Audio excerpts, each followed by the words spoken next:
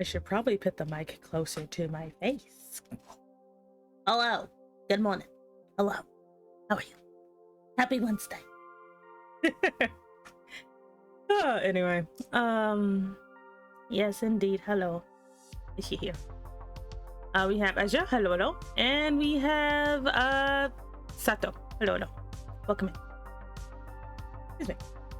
I would have started sooner, but I was eating bread. Like, no excuse. I was just eating bread, and I was not about to have crunchy bread ASMR. That would be weird. You don't do that here. It's also allergy season. Yeah, I refuse to eat on stream. Just no. Cause I sound like a freaking like there's mukbangs and then there's me. I have been how do they describe me again? I sound like a rabid zombie when I eat food. And I'm like, I don't like it. Some people like, you know, I literally sound like a like it was the funniest thing ever. I was not bitching. Oh, I'm so sorry. God dang it. Busy. Jeez. I was busy sketching my OC's father. Nice. Nice. I woke up today and chose violence. Anyway. PC-kun, we just got started. Stop. Anyway.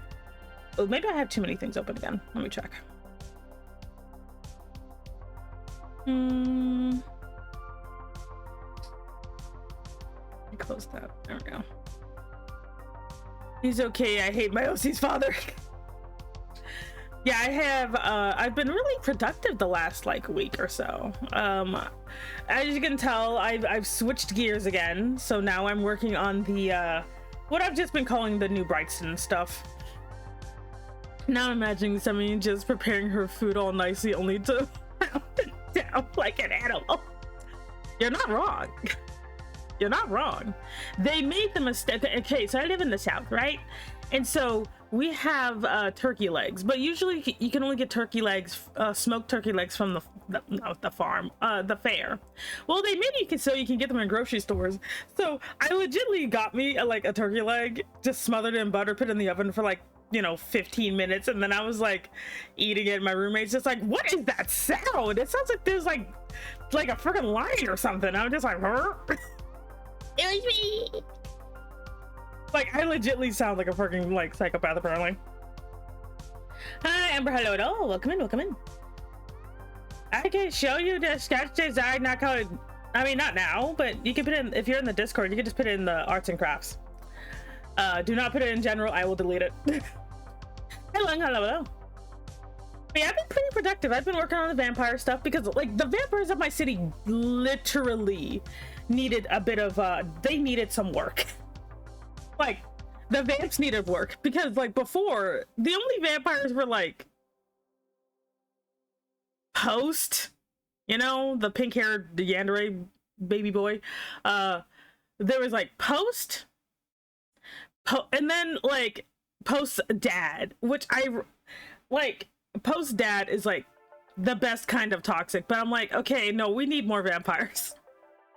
So I'm like, okay, because then I could not really imagine like Post's dad sticking around this chaotic city. He's too posh for that. So I'm like, okay, no, like, and then like Post isn't a complete psychopath. So I'm like, okay, so how come you're not, if you were raised by your psychotic father, you know, hey, hello, hello. Like, if Post was actually raised by his dad, he would be way worse than he actually is. And you're like, I haven't really seen Post. I'm like, it's because I don't draw him as much. But like, so I'm like, okay, so Post, how did you end up kind of normal? So I'm like, wait, his dad, by the way, his dad's name is Abacus because his mom is weird, but yeah, she named him after calculators. So I'm like, okay, are we talking about, what are we talking about? And more accurately, who? I'm talking about the vampires of the city I live in. Because they needed an update, and that's what I've been working on. You know, the vampire lady and all that. So I'm like, okay, I need more vampires. So, so I decided, okay, because this is actually how all this started. This literally started with Post needing a normal relative. And I remember I actually had an older vampire concept of just, he's like a really old, powerful vampire, but he's literally just made of dad. He's just made of your average dad. So I'm like, well, and he had like a, you know, so I'm no longer going after the vampire lady as pretty she is. Oh my goodness, AJ, you have learned your lesson. Is it because you saw Carrot and you're like, I don't want to be that man? Like AJ probably saw Carrot and is like, I'm not that down bad. Like, oh God. You know what? I'm going after you. I mean, have fun. Anyway, but like, yeah, I'm just like, so I'm like, okay, so we made Post's uncle, and he's just a regular average dude, you know, and who's a vampire. I would advise you against that. You know what? Let him try. He's not gonna get anywhere, but seeing the struggle is fun. Anyway. So I made him, and then I made his hilarious half vampire son Adavast, because I personally feel that making it so that all vampires, I love you like biblically though, like you're gonna have to just deal with it like that. But like, hey there, Dimsby, hello. So like, because the thing is, like, he married like your average lady. I think the guy's name is like his Post's uncle's name is Dominion, but he goes by Dominic because he hates people calling him Dominion. But like he has like a regular wife. I really think I gave him like his wife's name is just Debbie. Let's see, hi Emblem, hello. But yeah, his wife's name is I think it's just Debbie. She's like just a regular lady. She's just a regular lady. And then I'm like, okay, cool. So these guys are normal. I'm like, are you that? And I'm like, well, who's the head of the city if Post's dad isn't? So I'm like, well, I guess it's this guy. But then I realized a lot of my vampires I have a tendency to make are kind of jerks. And this guy is too nice to have a bunch of jerk vampires. So I'm like, okay, we need more vampire leaders. Like, and then I listened to the one song, and then I'm like, wait, this lady looks like she could be a vampire. And I'm like, okay, but we need like a third one. It's good to have threes, like never less than 3. So I'm like, okay, well, if we're gonna do this, I'm gonna need another one. What the crap? You're not sitting on anything, buddy. You just got here. You're going to the corner. To the corner you go. I'll say triple hello though. But anyway, like sits on your lap. Who are you? Anyway. But oh, sad. I'm like, oh, did you think I'd be nicer? Did you think I'd be nicer? No, that's not how we do things here. I don't care how big the room is. I said cast fireball. Oh boy, we got this again. Anyway. But he's like, it looks like the 12-year-olds have found me again. Anyway, to the corner with you. But yeah, so I did that, you know. How you doing? I'm doing good. What is that? That is not a donut. But yeah, so so I decided we're gonna round out our little group here with a third guy who's just and I have to make sure everyone keeps in mind I literally have decided to only make characters I like, so I refuse to make characters that I don't like, including the evil ones. I like evil characters. I'm not gonna, you know. So like, this guy is just made of begrudging anime Big Brother. So yeah, I don't know, I've been having a lot of fun with the vampires lately. I've been having a lot of fun with them, with their dynamics and stuff like that. Is my nose stuffy? I can't tell. Anyway. Hi Axel, hello. Hey boss, the IBID is also open. It's Kickstarter any day now. Okay. I'll say Axel, hello. But yes, but the vampire dynamics has been fun. I've been twerking, well, I have been twerking, but I've been tweaking too. How long do I have to stay in the corner? Let's see here. 1 hour. Anyway. So thank you for the hydrate. I have tea.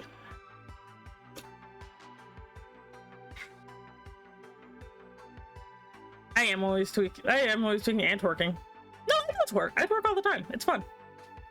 But anyway, I usually do it in the morning, like after I wake up. First thing you do, you wake up. Second thing you do, you start twerking. What kind of tea? It's like a strawberry blend of some sort. I don't remember. I don't know how I got here. Exactly. I made a little emote about it. I'm kind of like, I kind of want to draw like one of Leah's minions today. I might do that. Are you a chocolate milk or strawberry milk or regular milk person? I guess strawberry milk, but honestly I prefer milk tea than flavored milk, honestly. I was so surprised that you took my hypothetical sarcastic right-hand man. No, that's actually, I think it would work good for him. I like character dynamics really like a lot. So him having just a sarcastic right-hand man would be great. Well, actually, you're probably wondering, Sebby, what are you talking about? I'm like, wait, I could just...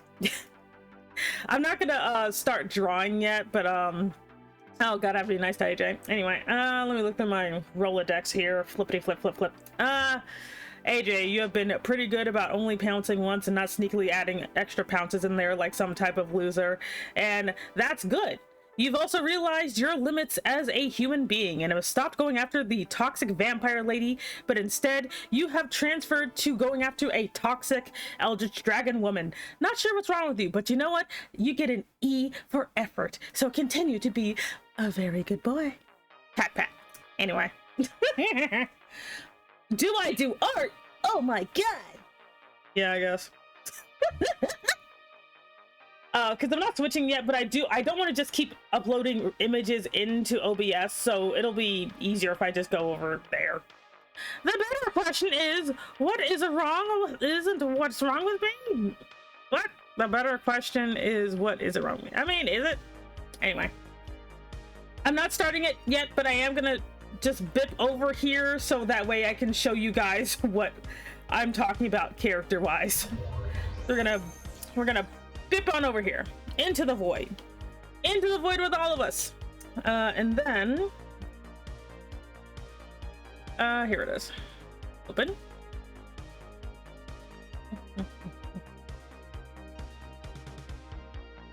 Okay, here we go.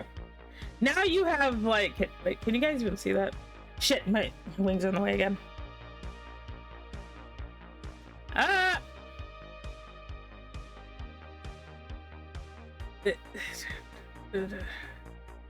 Oh god. I'll just read the text. This Buko's like legitly in the way. Oh yeah, my chibi form. So these are the three these are the largest vampire leaders of the city. There are other ones, but they're small and they're basically they're not really independent. They're usually a part of these three groups. Yeah, look, here we go. So we got Dahlia, who's like, you know, which all of their groups do have various nicknames, and hers is basically the party people. At least I draw you, Shippy. I love yours. Okay. But yeah, she's so she's basically in charge of all the kind of bad vampires.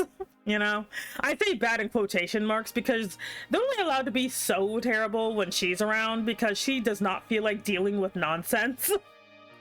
She's just like, I don't care what you do, just don't make any more vampires because I don't feel like that shit, and also don't get on my nerves. You know. So that's Dahlia as a leader. She's over there with the you know, the part, like, you know, when you have like, you know, the back in the 2000s or whatever, you had like all those nightclubs with all the freaking bondage gear or whatever. That's what this lady has. Dahlia got the energy of a cup of coffee with extra foam. Oh no. She's actually just sentient coffee, you guys. Let me stop. That sounds weirdly racist. But anyway. So yeah, so that's her. You know, she dresses in black all the time. You know, she does not care.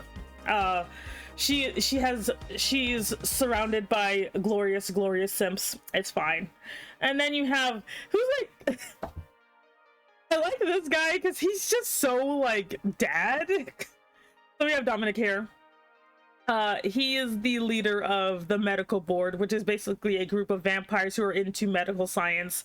They're like a nerdy book club, honestly. They run a hospital because he is rich. So, you know, I mean, just so you know, all three of these people are rich because of course they are. But anyway. Do medical vampires get, yeah, they are literally like the ones who just kind of, you know, supply blood to everyone else, you know. That's, so if you're too much of a weenie to go and like hunting for vampires, you know. And also, if you guys have any questions about these characters, go ahead and ask me. I don't mind, I will answer them for you if you're curious about anything with these three. But yeah, so you have he's also from Europe, so but he's really good at faking not having any type of vague European accent. Also, thank you very much, a brave beard, for the resubscribe. I greatly appreciate it. Do you like, do as you like, and we won't have a problem, but make it affect me and even the slightest puts a bump in my day, it's a problem. Honestly, Dolly is very much a I don't care as long as I don't find out. The minute I found out, that means you fucked up. Like, that's how she is about it. She's like, she's not like don't do shit, she's like don't let me find out or I will make sure you have a bad time and you'll get the chair. Yeah, we could do lore Q&A today. Actually, I'm gonna change it. I'm gonna change the thing because I'm like, I don't know if I want to draw today. I might actually just take a break. So I might take a break, or I might doodle later, we'll see. But let me actually just change this to just lore Q&A because that actually sounds a lot more fun. So, Q, wait, Q, I can't spell. Oh my God, Q, and A. Let's see. Okay, AKA an excuse to yap about my OCs for 3 hours. Let's change this to just talking for now,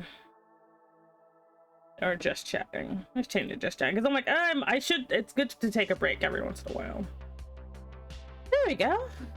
Well, anyway, don't know nothing. Will be no problem. Also, hey there, Jimmy. Hello. How are you? I'm doing good. So the better to ask for forgiveness than permission tactic won't work with Dahlia now. That's the third dude's name. It's yeah, it is. Okay, Buko, I'm gonna need you to go to the Shadow Realm. Bye. There, now you can kind of see it. Wait, I forgot. I could just do this. I'm dumb. Well, Buko's dead. There's nothing we can do. Buko's dead. She seems very Arya coded. Like, Arya is the Mass Effect character who runs the entire crime syndicate in abandoned mine station. Ooh, called Omega. Okay, there's one rule on Omega: don't fuck with Arya. Tragic. That's how it is. But yeah, so we have Dominic is he's a very chill guy. He's Post's uncle. If you don't know who Post is a pink-haired half vampire baby boy. He's one of my NPCs, so he does work at the company now. Because it's a long story how Post even got here. But anyway. He's originally from Europe. He kind of half adopted Post, even though his brother's like across the bay. He's very pro vampire human relations, but he's not stupid enough to think that everyone will get along. So what he does is he just makes it a lot easier for your average vampire. So basically the vampires who are basically a little too normie tend to end up in his camp. So these are the ones who kind of ended up vampires by accident. Or they are basically like a lot of like, you know, like wonky vampire lovers end up in this guy's camp. Like, so he technically so Dominic actually has like the largest vampire family, quote unquote, but it's only because of how lax he is as a leader. He originally took over his brother's faction. He has no idea where his brother went. His brother was the former head vampire of the city. who was fighting with the mages, because yes, there are mages in this city. His faction was fighting with them, but not because he wanted to, but because his we'll just call them vampire generals were being a bunch of power hungry weirdos. Can you imagine Dominic has a spot in this hospital for couples therapy? Oh, he's just such a nice guy. His wife is named Debbie. His son is named Adavast. Adavast has to live on dialysis because his body needs blood, but he can't just drink blood. He's like the worst kind of half vampire, you know? He did actually like, once she felt comfortable, Debbie did become a vampire later. So it does confuse people that these two vampires had a son, but it's because she had him when she was still human. What I like is that Debbie does look older than Dominic does because she is technically older, like, but not really. It's really funny. Hydrophobic, but with blood, yeah, he's allergic to sunlight, so because he has sensitive skin, so he's allergic to sunlight. He's anemic, but he cannot drink blood. He actually has to have it like pumped into him, and he's just overall very weak. He's an adorable baby boy. He is Post's favorite person, his favorite cousin. Yeah, like basically the reason that Dominic became a doctor is because of his son, because he was married to a human before, because there's a pattern here, but it was basically before there was a lot of study for when it came to blood work, because it was like, you know, during the time of bloodletting or whatever. And so when he had a child with that person, that kid did not survive. And well, she didn't take it well, so he decided, you know what, I'm just never gonna put someone through that again, you know. But then switched to modern day. He, you know, is like he's like studying law, and he meets this woman at a cafe at night, you know, and she's writing spicy vampire novels, and he's just like, what? And she's just like, because she's like, can I take a picture of you for reference? He's like, what? Because Debbie is great. I was like, there, Mont 15,000. Welcome in. My name is Semi Enigma. I'm an Elder Dragon Mom boss. Thanks so much for joining the organization. You can pick up your badge at the front desk. But yeah, but he meets her. Like, Debbie is quirky, and he does not intend to fall in love with her, but she's just such a special biscuit that he's just like, you know what, sure. And they started seeing each other, and then she eventually finds out he's a vampire and keeps writing fan fiction about her husband, you know, after they got, like, before, or her boyfriend and then eventual husband, you know. But when she did want to, like, have a family, and he's like, I don't think I have good genes, ma'am. And she's like, well, yeah, but, like, you know, science has advanced, you know. And he did give it a try, and though they almost lost little Adavast, he survived barely. I forgot, can you take pictures of vampires, or is that the same with the mirror thing? In this world, I don't see why that's a weird obstacle. You can take pictures of vampires, and they can see themselves in mirrors. Like, I don't, like, for me, I'm not gonna apply all vampire weirdness to them. Like the garlic thing, like, that's weird. They just don't like, most of them don't like it, but it's not gonna kill them or anything. But I was like, sorry, when did my kind become a fetish? That's what he felt about it, because remember, he's from Europe, where a lot of vampires are still considered pretty scary. So he's just like, when did this happen? You know? Surprisingly, Semi, that makes it more accurate, because the mirror thing was because the old mirrors were lined with silver. Yeah, I found out about that. I'm like, okay, good, because that's there's a lot of just awkward handicaps that vampires can have, that if you're not conscious of them, can make your story really wonky, because I'm sorry, but you cannot have beings this self-obsessed with how they look not be able to use mirrors. Especially because nowadays a lot of mirrors aren't even made with silver anyway, so it doesn't even matter. Anyway, but yeah, but eventually him and Debbie had Adavast. Adavast is very much a bedridden young boy, but he is persevering. He is good, you know. He's very cute. He, like, just like his mom, he likes to write. But I realized, wait, wouldn't it be cute if Adavast was a VTuber like Iron Mouse because he can't leave his bed? So I just imagine that's how he communicates with people online, is that he's a cute little VTuber. See, do your vampires follow the invitation rule? Yes. Like they do, but there's so many ways to get around it. You definitely need to like there, it's so funny that you like the invitation thing is so easy to get around, but yes, they actually are bound by that. Debbie is probably hated by Vampire Society because she keeps publishing novels when they try to keep being hinted. Like, no, they love her. Like, they love her because she keeps making weird embellishments, and they're like, this is not even how it is. But her writing is very kooky. It's very, very kooky. Like, it's like smut, but like kind of ridiculous. They got better after she got married her husband, and he's just like, okay, can you like at least not make it completely weird? He's like, not all of us turn into bats. She's like, but some of you turn into bats. He's like, some of us turn into bats, but not all of us turn into bats. She's like, can you turn into a bat? Honey. She's just like, honey, that we're not talking about me right now. She's like, please, I want to see what you look like as a bat. And he's just like, honey, no. He loves his wife, but she's a little bit she's kooky. Yeah, good point. Old mirrors were made with like gods. Imagine a vampire writer that makes stories based on vampire gossip. I can imagine in Dolly's private time, she reads Debbie's books as a guilty pleasure. Oh, absolutely. Like, she'd be eating up that shit. She's like, it's so ridiculous, but so entertaining. How does she do it? Like, she totally would, like, because I'm like, Dolly would totally read like weird vampire smut that doesn't make any sense. And she's like, she makes just enough sense to be annoying. I was like, hello. Arms dealer, wrestler who deals in arms. Triple God Carter.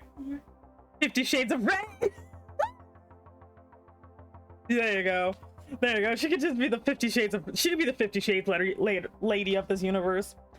But like, and I just like, and she also, and she loves like, you know, her son and everything. And like, she's as close as Post ever gets to a normal mom, because I decided that Post does have a mom. She's just a vapid idiot. Because his dad only chose this lady because she was hot. He's just like, you know what? If my brother can have, he's like, cause like his brother Abacus is like, went towards Dominic, like he's just like, well, you had he's like, what? What do you mean he had a half vampire child? Well, I'm gonna have a half vampire child, and my child's gonna be way better. And so we just found some random lady at a party. Had Post proved that he had the superior genes, and then promptly abandoned this child. Yeah, it was based on Twilight. It was. Like, I'm like, no wait, this works. Like, Dominic didn't even know he had a nephew until his mother said, hey, she's just like, darling, can you go get your nephew? He's like, wait, I have another one? She's like, yes. Well, you know, Abacus, he had a baby and he was so cute. I met him once, but I don't know where he is. And I think he lost him. He's like, he lost him? Okay. I'm coming right now. Okay. So he goes and finds like his brother, and it's just like, you had a son, where is he? He's like, what if I know? I'm just like, oh, he's just like, okay. Using deductive reasoning, he's probably in this mansion somewhere. So he basically finds Post, who's this feral child, in like the freaking yard. Like hunting down random servants or whatever. He's like 7, and he's like, okay. He has like the gloves you wear for like spicy cats, and he has to pick up this half vampire boy. He's like, okay, it's gonna be all right. We're gonna get you somewhere safe. And he's just like, Abacus, I'm taking your son. He's just like, whatever, I'm done with him. He's just like, you didn't, okay.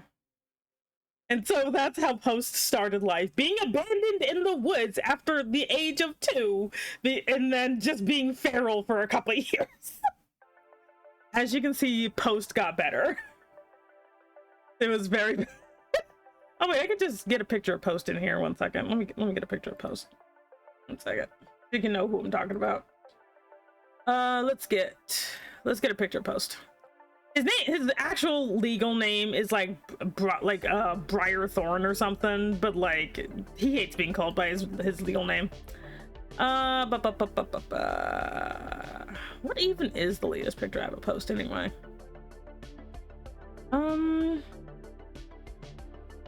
Projects. Oh wait, I forgot. I should have a stick folder. There we go.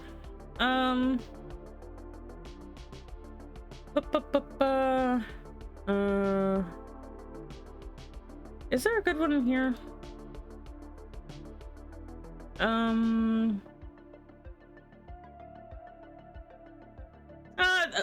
I have to look for one that is it just him wearing a maid outfit. Okay, here we go. So this is post. He stole one of my shirts. Anyway, I feel like he'd be unironically pissed off, especially if she found out his brother only had a child. Like, honestly, he does know that, and it pisses him off like to no end. He's like, this poor boy was brought into existence because I wanted to have a family with my wife. So, but yeah, this is post.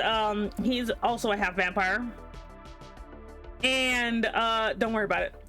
And so, but he's like the good type of half vampire. He can walk in the sun. He doesn't like, he still needs blood, but he's actually okay most of the time. Vampire, oh god. But he's so he can walk in the sun. He is like, immune to the like silver bullshit, like all that. He does need blood eventually, or else he starts getting cranky. But other than that, he's usually pretty good. He's pretty human coded.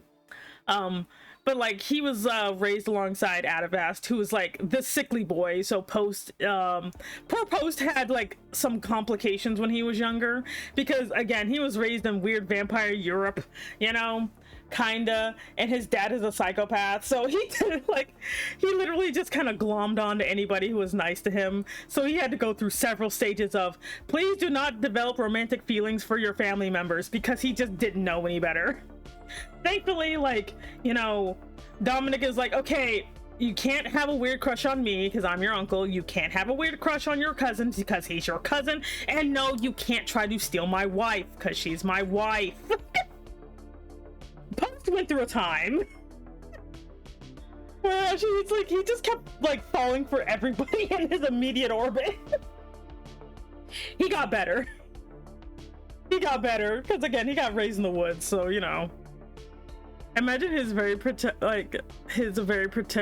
of his cousin, maybe even feel bad, or even they're both a vampire, their conditions are oh yeah, Post is so angry that his brother, his kind of brother, but that his cousin can't do anything, So he does actually try his best. If Adavast wants anything, Post will get it for him. He's because he knows he can't leave his bed, So he will do everything he can for his cousin, Which is kind of funny when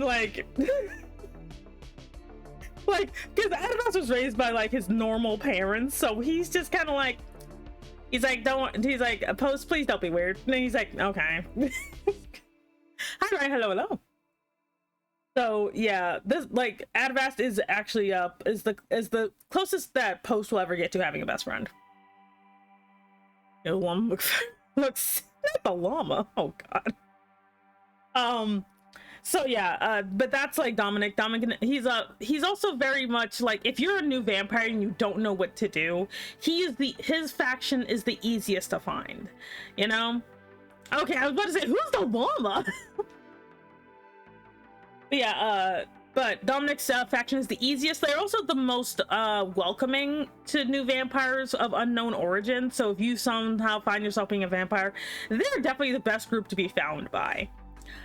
Just because they're very much hey, do you want to have at least a semblance of a normal life? We'll help you with that. Don't fall into Dahlia's hands. Who knows what she'll do with you. And now we have Luca, who is tragic. Luca is a tragic man. The reason he has scars is because, unlike the other two are what I call royal vampires. Basically, that means you were born a vampire, or born a full vampire. So both of your parents were full vampires. And he doesn't tell hello at all. So those are so royal vampires are the ones who are born vampires. There are two types of royal vampires. There are kings and queens, or just royalty if you want to be an NB about it. And then there's prince, princess, and then royalty again if you want to be an NB about it. Oh, that's kind of cute. I'd imagine if Post is being weird and quirky or just crazy, his cousin calls his name. If he freezes up and he's like, Post, no. And like Post is running, okay. Like, Post, like, I need to draw Adamast because Adamast is such a sweetie. Like, it's kind of sad because like Dom's dad, because okay, quick thing. Dominic's mother, or Nabok's mother, she is like super powerful in Europe.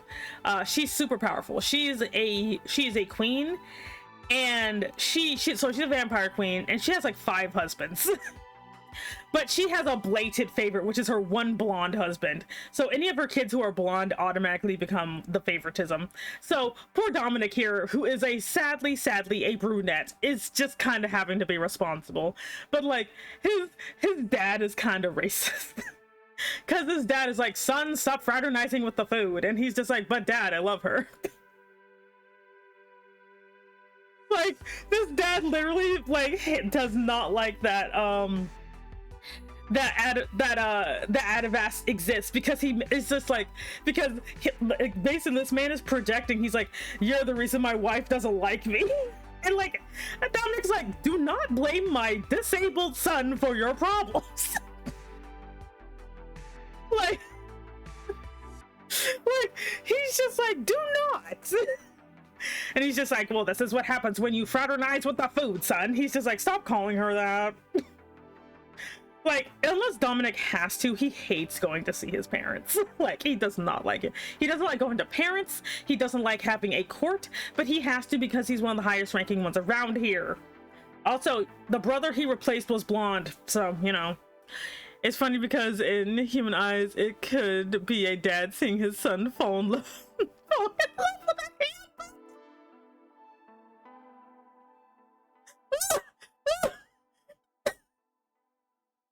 I'm dying. I'm sorry. Just like how you and falling in love with a hamburger. Oh, God. And then there's a littler hamburger next to it. Oh my God, I'm dying. I'm dying. Just like 2 hamburgers, and this man's like, stop it. It's like if the American Pie got pregnant. Anyway, do not blame my son for your empty beverage. Which, I love his mom. His mom is very chill because she's a very powerful lady. But like, and she also is a dark brunette too. So that's actually why most of her children do have dark brown hair. Not 2 hamburgers. He's got a So like, but that's why he became a doctor. And he actually finds that he'd never really considered becoming a doctor before because they were kind of weird before, but he actually rather likes being a doctor. And he has actually helped a lot of other vampires cope with becoming vampires through medical practice. Plus there's just all this free blood. Just all this free blood.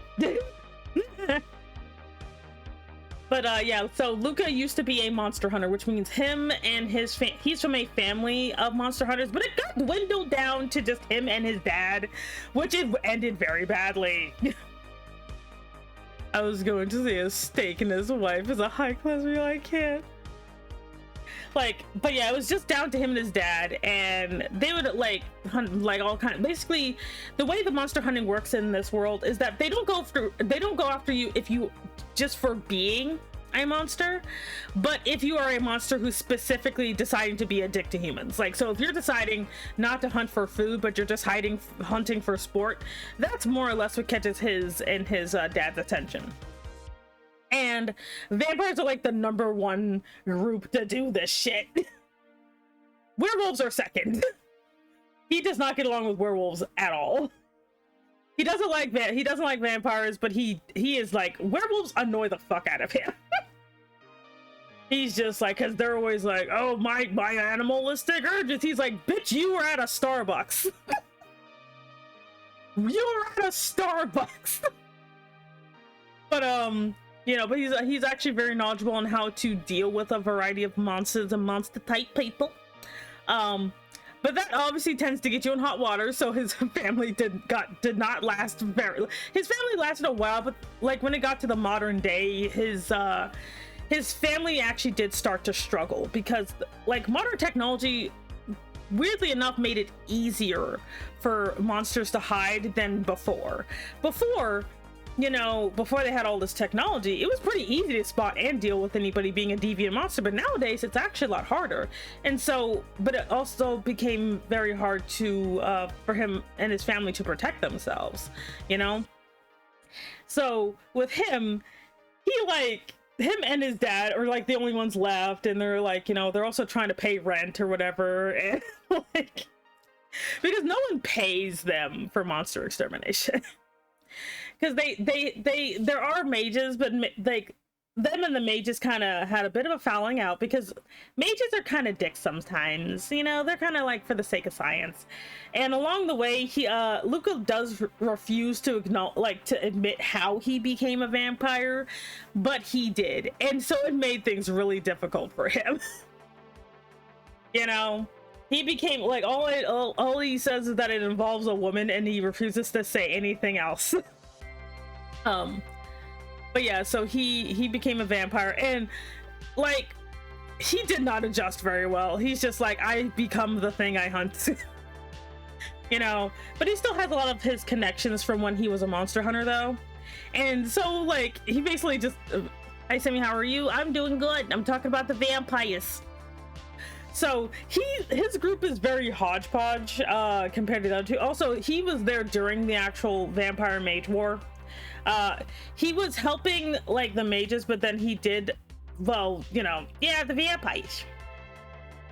So he's also the only one who's actually from the city. Dahlia and Dominic are not actually from New Brightston. They're from somewhere else. He's the only one who was like born here. And so he like, but it's like kind of like awkward because like he did get involved with hi Shimna, hello. Like, unfortunately, yes, Luca did get involved with Dahlia at one point, and now he hates her. He blames her for all of his problems. He's like, I hate her so much. And the funny thing is, like, Dahlia has screwed over a lot of people, so she legitimately has no idea who he is. Not that she didn't do anything to him, but she's like, she's like, look, do you have any idea how much that doesn't narrow it down? Like, she's that meme. You know, the meme with the glowing guy being like, do you have any idea how much that doesn't narrow it down? You know, like that's Dahlia. And he's like, I don't even know who you are. So the way Luca, Luca's group is just called the guys, but it's also called the fan club because most of his vampire group has the hots for him, which he is not a fan of. Luca is not a fan of the sheer amount of people who want his ass.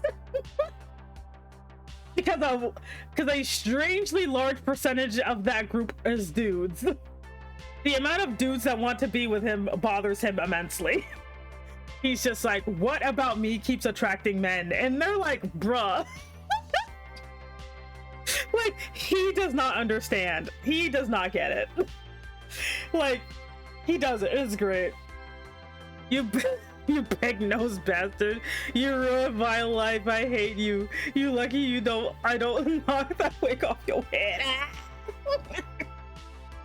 Like, he is just such an angry boy. Like, he's so angry. You know, like, I love him. Well, the worst thing is like his dad, who's now he's like 62, by the way. Now, the funny thing is, like, his dad also becomes a vampire, but unlike with him, his dad becomes a vampire by choice, and he's with Dahlia. So he's like, she ruined my life, and she literally took my dad. It's like your dad went off to go get milk, but you see him at like this other family's house. like, and it's because his dad looks like he's like, you know, like appearance wise, his dad is distinctly old. He's like Silver Fox. He has a Silver Fox dad, you know, and he's just like, he's like, son, look, After you became a vampire, like, there's really nothing left. He's like, no, Dad, like, we could still continue the good fight. He's like, no, we can't. We can't, son. We gotta give up. He's like, but the killing blow, right, is when they were having their last argument.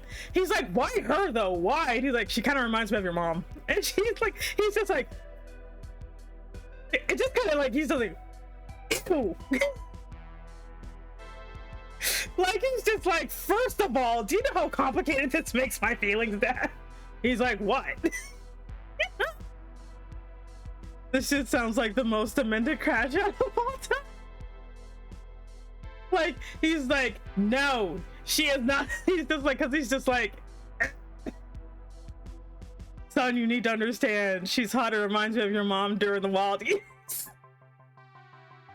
He's just like, and you know, like I understand. He's like, look, son, I didn't want to tell you this, but you know. He's like, Dad, please don't. He's like, son, I'm kind of. He's like, son, I'm a bottom. He's like, God.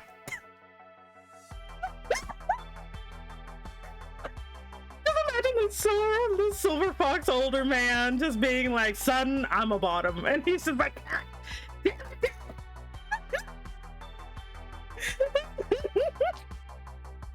Oh no. I think I go scorched earth if that was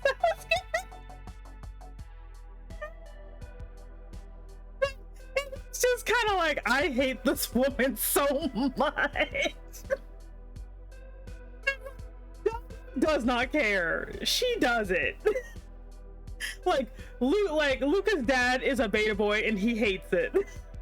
He's just like, I can't believe the betrayal. If you ever see like the older man in the group, it's literally because that is Luca's dad. Like, he's just like, he's awful. He's like, I'm not mad that you gave up. I'm mad that you found someone else. Not even mad you're a bottom, but why her? Son, I like it when women put me down to the wall. It's actually how you were born with your money. Like, Dad, stop. So he's just permanent angry all the time. Because he's just like, this bitch stole my dad. She's just kind of over there drinking beer or something. Like, she's just minding her own business and Luca's just staring daggers at her. He's just like, you. And she's just like, what do I do to you now? She's like, I didn't even hit you with my car this time. Dominic just being like, the kids are fighting. Like, he doesn't, like, he has no idea how old Dahlia is. No one knows how old Dahlia is. And she never said, like, she doesn't even tell you what her rank is, because like when it comes to like royalty vampires, they can innately tell if someone's a turned vampire or a full-blooded vampire. They can innately tell, so he knows that she's at least a royal of some sort. She literally ruined my life, but I didn't ruin your life. He's like, but didn't I ruin your life too, son? That's not the point. Like, him and his dad are very funny because they're like, and as a result, like, Luca is very much like, he has a bit of a complex because, I'm sorry, this guy was created by me, so he is also secretly a bottom, but he refuses to admit it. Like, Luca is just like, he projects all the time. He's like, what? No, he's a macho top of a man. He's a dominant, you know, he would never. Let's have a bit of a headcanon that Luca has a soft spot for newborn vamps. Yeah, you thought you were gonna get you thought you were gonna get yourself a dominant man in this lineup? Hell no. Yeah. Well, okay, I lied. Technically, like Dominion over there, he's actually a top in his household. He's just a very nice guy about it.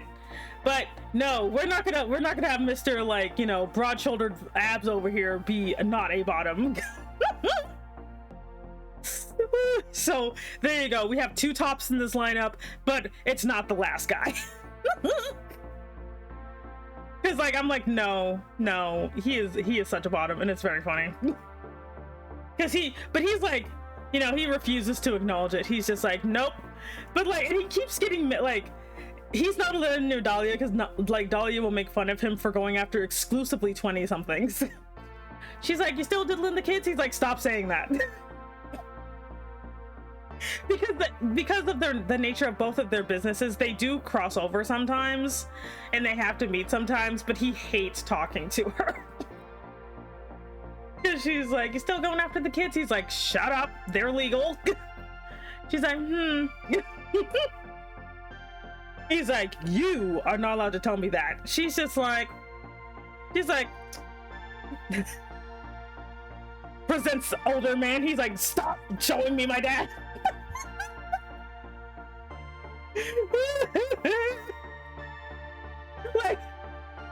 like I'm just kind of like, man, this poor guy, you know, he gets made to a vampire.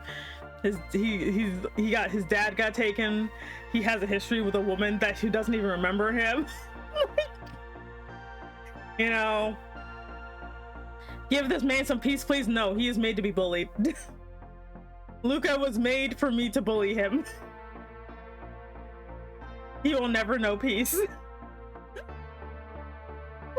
And I'm like, yep, like, basically he's very, like, he's kind of the opposite of Dolly in that he is nicer to you if you were a man because he's a wee bit sexist. Just a wee bit, you know. He very much is like, you know, a little bit of the sexist, you know. He's like, you know, but he's a nice big brother, but unfortunately he keeps accidentally attracting guys, and it's just like, why does this keep happening to me? Because, you know, here's this big muscular guy, you know, and and you know, he's good to his young guys, you know, he's the role model, the mentor, you know, but they keep developing crushes on him and he doesn't understand why. He's just like, but he has like, and I'm just like, I'm debating on whether or not I want his secondhand man to actually be gay or to just be like constantly hitting on him because it's funny. I'm not sure which one I want to go with. Technically there is no difference, but I'm not sure which one I want to go with. But he does have a sarcastic right-hand man who keeps pointing out how gay everything gets. He's like, have you finished with your straight assurance woman? He's like, stop saying that. He's like, man, I wish you would give me a pat on the head when I did a good job. He's like, I'm never touching you again. He's like, but boss, I did such a good job. He's like, I think he's like, look, he's like, look, boss, if you ever want to experiment with another guy, I am always available. He's like, if you weren't so efficient, I would so fucking kill you. He's just like, I hate him, but he's so efficient. He's just like, I don't want to be here no more. Call them daddy every so often just to make his skin crawl. He's like, no one is allowed to call me that. He's like, not even the ladies. He's like, no one is allowed to call me that. Like he's like, I will punch a wall if someone calls me daddy one more time. Like, but chat, what if he was also secretly into the 50 Shades of Red? He just doesn't want anybody to know. He reads it on his phone. You should remake one of the panels from the Darkness comics. Oh god, I don't even know which one it is.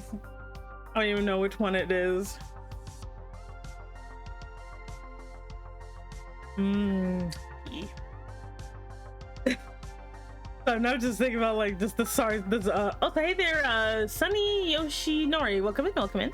My name is Semi Enigma. I'm an Elder Dragon Mom boss. Thank you so much for joining the organization. You can pick up a badge of fantastic. Hey y'all.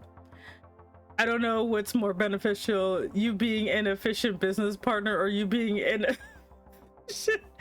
Daisy pushers. He says it casually like, Luca, can you order these? He's just like, yes. He's just like, I'm going to stab you. Everyone's just kind of like, do these guys just have like sexual tension? Or he's like, we do not have anything. He's like, I swear to my god. Like, Luca is very much like, you know, He also, like, Luca also has a very difficult time actually, like, feeding off of people, so he's almost exclusively a blood bag kind of guy, because he does not like how weirdly sexual it gets. Because he just feels really awkward about it. You know, because again, remember, he was like, he actually was human at one point, so he feels super weird about it. One of Jackie's who's Jackie? I'm about to say, who's Jackie? Jackie's got offers to have sex with him. Jackie just moves him to the side. Nope, if he's going to be doing it with anybody, he would prefer 20-something young ladies. Because then he doesn't feel weird. Like, he's just like, they're non-committal, they're easier to deal with, they don't know any better. And Dolly's like, and they're children. He's like, they're not children, they're over the age of 18. Like, I don't know why I kept calling it a spice range, but his spice range is between the age of 21 and 27. Specifically in that range. Anything older, he'll feel weird about it. So... Oh yeah, I forgot you were in the corner. Yeah, you can come out. You can come out now. I forgot about you. Anyway. But like, yeah, so like, Luca's just like... Luca's... He's doing his best. You know, but yeah, he's an arms dealer, so he tends to deal in weapons a lot of the time. Like weapons, some drugs, but not a lot. Most drugs are over there with Dahlia. So, which everyone knows that's what she does. You know, everybody knows that.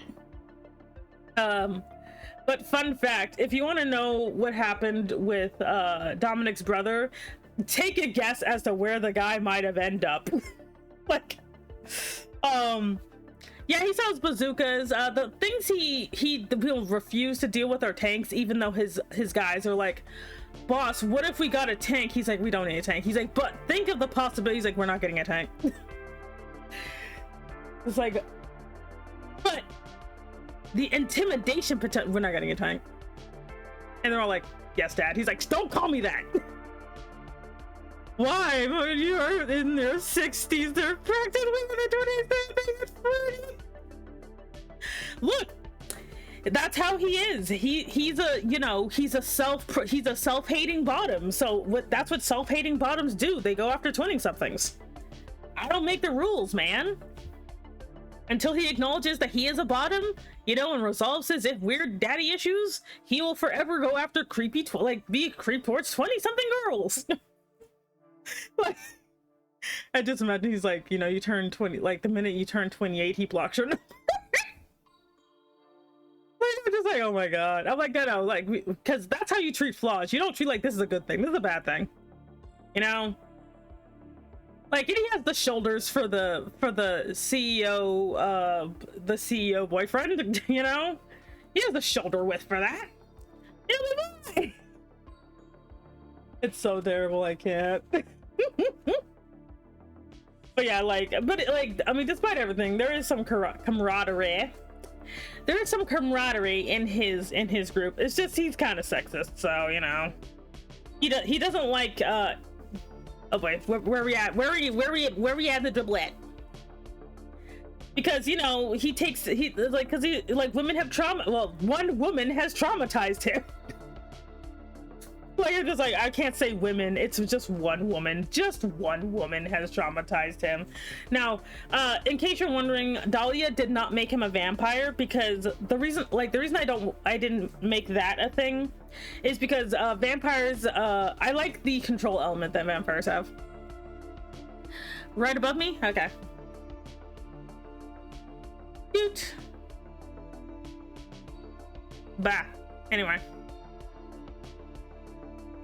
Never thought I'd see you again. How's life? Life's good. How you doing?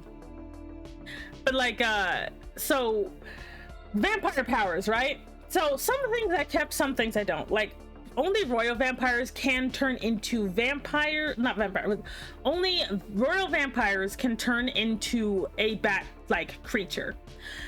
They can turn into little bats, but they prefer not to because it's kind of difficult. They prefer big old, if they're gonna be a big old bat thing, they're gonna be a big old bat monster. And if you're wondering what color they would be the color of their hair. So if Dahlia turned into a gigantic big old bat, she'd be a giant white big old bat. Um, and obviously Dominic would be a big old dark brown big old bat, and then Luca cannot turn into a bat. He cannot turn into a bat at all. Let's see what else. Obviously, yes, they can fly. Well, like royal vampires can fly. Turned vampires they can't, but they can jump really high.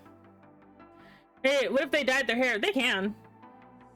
If they dyed their hair, that amount of hair would just be that color on the big old bat, but it wouldn't cover their entire body. So it would just be that color on their head. They can't go in unless they are invited, providing that they don't already own the land that the thing is built on. So don't rent from a vampire and then think you're not going to let them in your house. Like, that's the problem with with dealing with that, is that some vampires own shit, so that rule doesn't quite exist everywhere. Let's see what else. So if they bought your apartment building, you're screwed. Which is a tactic that Dahlia uses a lot, because she actually owns a lot of businesses. That rule can't really be used against her. Garlic only affects turned vampires, but it doesn't kill them. It's just really uncomfortable. Which is why Dahlia likes to use pocket garlic. Let's see. Sunlight, again, it affects turned vampires, but not really royal vampires, because again, they're not dead. Silver can silver can kill a turned vampire, but you have to have an actual stake of it. You can't just use a bullet, and it will cause them a lot of pain though. And if it stays in them, it'll slowly rot them from the inside out, but usually they tend to just yank it out. It also does hurt, it hurts all vampires, but it does most damage to turned vampires. Do any of them have like blood magic? Technically, like, Dahlia does, but it's more like she can harden her, she can take her blood and harden it. That's the extent to it. She doesn't like doing that because it's annoying. She can just shoot you with a gun. So their most powerful thing is actually more psychological. Like, the most powerful thing that most vampires can do is compulsion. So if they turned you into a vampire, or if the vampire that turned you was originally descended from them, they have a hold of strength over you. So for example, that's why I didn't want to make it that Dahlia turned Luca into a vampire, because then she'd have compulsion power over him, and I didn't want that. He got turned by somebody else. He still has a hard time with her because she is just more powerful than he is. So she basically has like freaking Iron Will over there. But yeah, so basically when it comes to compulsion, the person who turned you into a vampire automatically has more power over you, but if a royal turns you, they have absolute power over you. It's awful. Like the one who tends to abuse like compulsion the most is actually Abacus, which is Dominic's brother. He compels everybody on the basis of the regular. Like, if you want to trigger post, talk about compulsion, because he got compulsed a lot. He got compelled. He got compelled a lot, and he hates it. Because basically, literally imagine what compulsion will do to you is basically, the more powerful it is, the less power you have over your own body. So imagine being trapped in your own body while it's working on its own. That's what compulsion can do to you. Oh, hey there, Adele Numbers. Welcome in. My name is Sammy Enigma. I am an Elder Dragon Mom Boss. Thank you so much for joining the organization. You can pick up your badge at the front desk. The bite-to-bite hierarchy is quite something. Yep. I can't wait for you to build out the werewolves. Oh boy. I'm sorry, but the werewolves are basically a bunch of dogs. The werewolves are a bunch of dogs. I'm sorry. They are basically like, they're very pack heavy. They're very gym bro sometimes. Like, they are great. Like, yeah, you got some of the actual tough ones in there, but a lot of them are just kind of dog coded. Can I let that dog what? I need a werewolf who owns a gym now. I do like the werewolves because they are so social. They are just kind of like, they tend to like, oh, pet the dog. Okay, yes.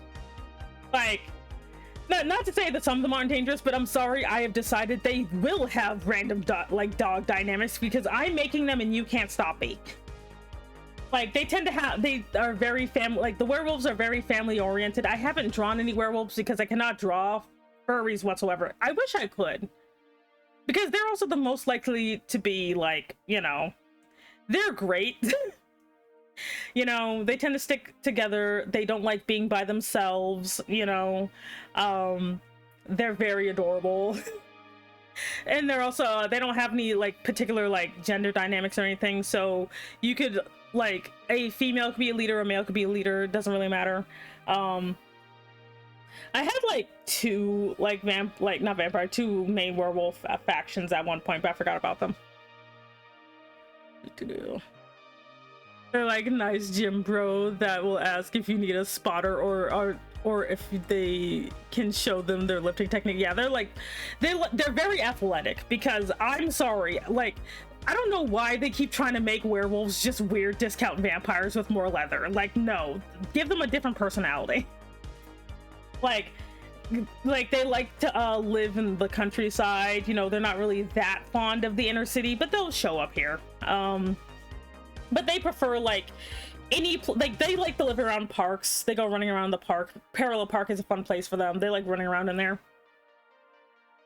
Make him a werewolf from Hills. I don't think I've seen the werewolf from wait, isn't he just, I don't know, because like when it comes to werewolves, 90% of their personality is back cracking because of them transforming. I don't know what the heck they're doing half the time. The Hugh Jackman one, I do not remember anything. All I remember is that people keep like bone cracking or whatever, you know. Yeah, it's weird. Also, you can't just become a werewolf if they bite you. They don't know where that rumor came from. They don't do that. They're like, I don't know where that came from, bro. You know? My liking is pretty much a gang member turned butler of the vampire queen. Does that count? Yeah, that's fine. They don't inherently hate vampires either. They tend to coexist pretty well. But obviously vampires will not drink from werewolves because their blood tastes like dog blood. So that's kind of how they can figure out who a werewolf is very quickly, because it's like, oh, your blood tastes awful. It was Dahlia because she wanted to cause drama. But cause drama for what? What is that even a response to? But yeah, like, so the werewolves are pretty safe from vampires because vampires do not like the taste of their blood whatsoever. It is literally like disgusting to them. They're like, oh, gross. It's just like, so they don't really have to worry about that very much. But what werewolves do like the social dynamics though. What about vampires freaking up for werewolf blood? I mean, they can. Some people do like eating actual trash, so sure. You see, from my understanding, the breaking is the human bones literally breaking and snapping to reform into a more canine skeleton for transformation. Yeah. Yeah. I know that's what it is, but it's just like they focus on it to such a weird degree that it gets really comical for me. Which obviously, like, socially they do get along though. It's just, again, unless you are, it's like someone who's like into like the weird, like into like really nasty crap, but it's pretty rare. You're like, and not only that, but drinking werewolf blood does absolutely nothing for a vampire. It's like, this is literally no sustenance whatsoever. I guess they could do it for the kink of it, but they're gonna have to drink human blood sooner or later.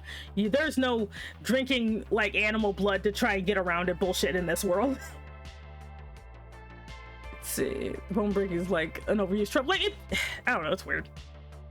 But yeah, like the vampires of this setting do have to drink human blood at some point. Because if they don't, they will slowly start wasting away. And then they won't become zombies, but they will become rabid if they don't drink human blood at some point. You don't even need a lot. Need like, I don't know, like a cup or so. Also, thank you very much for the lurk. Like, you don't even need a lot of blood, you just need some. You don't have to drain the entire body of some nonsense. You just need some of it. Like, yeah, like, you know. I was gonna say you need like a liter of blood. Please stop. And obviously, like, you know, the healthier, like, basically, if a vampire looks basically human, that just means they're a well-fed vampire. If they start looking kind of gray or pale, or their sclera turns black, that means they haven't had blood in a while. Can you try blood? Wait, can you try blood into a powder and supplement it for food? Oh, can you dry blood? It'll be good for flavoring, but for them, they do need to actually drink like straight up liquid blood at some point. Like, it's kind of it's because these vampires are basically hilariously distilled demons, so they require delicious human sacrifice. You know? And also for turn vampires, there's even less leeway. Turn vampires, like if they're not well fed, they can't even eat human food. Like, they can eat human food if they're fed with enough human blood, you know, but it's basically just doing it for the fun of it, not because it really does anything. They can't try to survive off of like cow blood or some nonsense. They actually they can taste the difference between human and animal blood. Like, they can actually taste the difference. Because I always thought it was kind of weird to have a vampire and have them not drink specifically human blood. I always felt that was a little cheeky or a little cheap, you know. I'm like, no, vampires are kind of designed to hunt humans. Stop basically trying to be like, well, like, just, they don't have to kill humans. They just need to drink human blood. It can be in a bag, damn. But they're like, oh no, I have to kill humans. And I'm like, no, you don't. Like, the weird gymnastics to make vampires weirdly overly dangerous but also ineffectual as crap is so weird to me. Yeah, like, you know, a lot of them will especially the ones who are kind of a little bit more on the normie side of things, you know, will just go and go to like a blood bank or something, which Dominic is in charge of, so he makes it pretty affordable. Like, I mean, you gotta still buy it, but a lot of times your average vampire who isn't a part of a weird sex cult will basically just, you know, have a regular job at night. Like, the other thing is there's also not a lot of vampires. There's not like, you know, a 1 in 3 situation. Ew, who's these cute, gorgeous characters? Hey there, Corpse Bread. Hello, hello. My name is Semi Enigma. I'm an Elder Dragon Mom Boss. So I'm talking about the vampires of my city. These are the 3 main head vampires. We have Dahlia, who's basically the crime lord. We have Dominic, who is a board director of medical science. And then we have Luca, the tragic former hunter turned vampire, big bro Aniki, you know, arms dealer. So I'm just trying to talk about like just vampire lore in general in my setting. But yeah, so they but it does have to distinctly be human blood. Like, you can like kind of get away with non-human blood, but eventually you will get symptoms if you don't actually drink. It's kind of like when people refuse to drink water and they keep trying to do everything but water, but you will need water at some point. That's kind of how blood is for the vampires, where you can try and get around it, but eventually you'll start starving, and when you start starving you will jump on people. But that's the other reason why nowadays it is way easier for vampires than it was back in the day, because now so many people will just donate blood for who knows what reason. So there is a lot of blood that they can drink, and you don't need a lot of it. Just like 1 blood bag is actually pretty good to last you for a week, you know? Like, but you know, then you have people like Dahlia who's like, yeah, no, I like it from the tap. Let me stop. There was a movie called Daybreakers, I think, and it's a movie about vampires taking over society and them having a blood shortage, and this causing vampires who haven't drink blood in long periods, devolving their skin, getting leathery and tightening around their skin, and arms turning into bat like wing. Yeah, like, it's kind of like that. My thing is, that is like the easiest thing to avoid, because and the thing is, like, I don't know why some settings like to do this, where they like to make it that vampires try to, like, no. Most of that, like basically how, at least in this setting I have, most people do not try to actively make more vampires. like most of them don't. Like Dahlia in particular straight up forbids it. She's like, look, like, I can make new vampires because I can handle that crap, but I don't want you guys being like, oh my, I've been dating this girl for 3 months, I want to make her a vampire. She's like, fuck that shit. And oh my god, do not even get me started on how Dahlia reacts if she sees someone turn a actual straight up child into a vampire. She did, like, that's actually happened to her before, not in this city but somewhere else. She just killed the child. She's like, she killed the child and the person that made that child into a vampire, because she's like, I'm doing that child a favor. Because I'm sorry, the fact that like no one wants to acknowledge that's something that can happen, you know? Dahlia literally dealt with it by like, if she sees a child vampire, they are getting murked. Like, they are getting murked. She is not. She refuses. You know? Because she's like, people, because she's really old. Like, that's the thing. Dahlia is actually really old. And she's like, it's all cute until the minute until they feel trapped in their own tiny body. We're not doing that.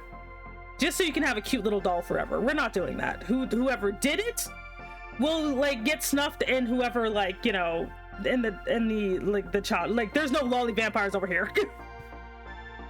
How does aging work for your story? Basically, if you are a turned vampire, you will be stuck at whatever age you got turned at.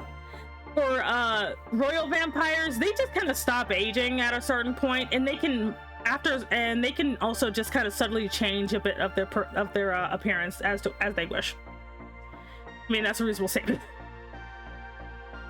Like, yeah, basically, if you love yourself some lolly vampires, do not bring them anywhere near Dahlia. They will not make it.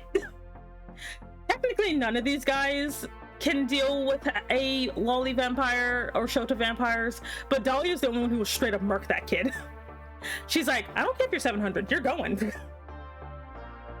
She will murk any freaking children around her that are vampires. She, like, and the thing is, because she can tell a born vampire from a made vampire because of her being a royal, so she can tell which one it is. It's not like she sees like a 2-year-old who's a born vampire and he's got a murking this child. No, she can tell if someone literally decided to be a freaking pedo about it.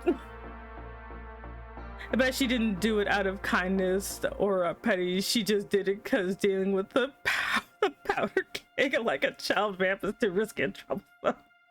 Yes, vampires do exist. We have 2 examples. We have Post and Adavast. Post, who's the good version, who can walk in the day, still needs to drink blood, but he's basically human coded. And Adavast, who is allergic to the sun, is anemic but can't digest blood, so he needs to be on dialysis.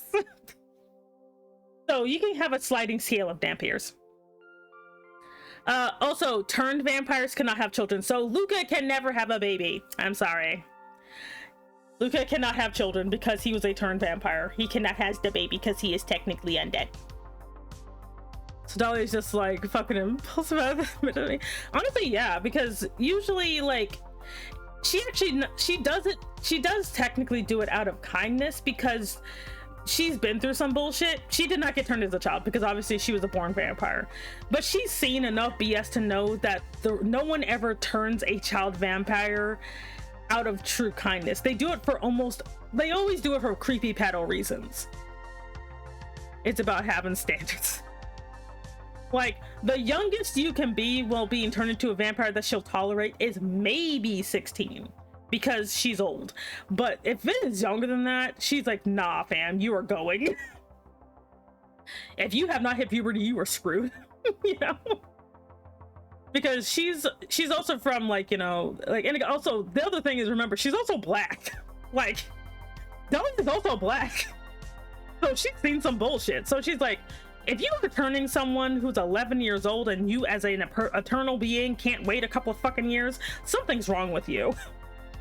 Like, that's the thing. You have to remember, if you are a vampire, you are almost always older than the age of like 20. On average, you're on average, a vampire that is willing to turn someone else is almost over the age of 30. If you are turning someone under the age of 15, that means you're doing some creepy pedo shit.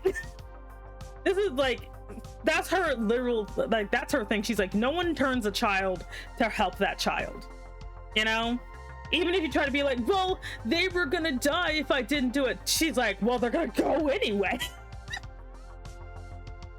Like, she does that straight up pisses her off. You know, that's how she is. But but her thing is, do not ever, like, if you're gonna turn somebody, you have to wait till they're 25 at least. She's like, you have an eternity, you can wait 5 years.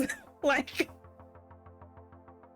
that's how she is. She is like, no, you have to wait. Like, if you, she's like, I will compel you off a cliff if you don't cut that nonsense out. Well, and vampires age until they reach the peak hotness. Excuse me. Should probably add a get turned after puberty fully sets in. Yeah, like Dahlia is very much a 25 at the latest, but she would definitely wait till you're 30. Eternally having zits in a cracked voice, oh god. Like, the latest person she did turn was like 30. He didn't look 30, but he is 30. But yeah, so she's just like, nah, fam. Like, she just refuses to even tolerate it. So she's seen as kind of brutal for that, but she's just like, I am not dealing with this.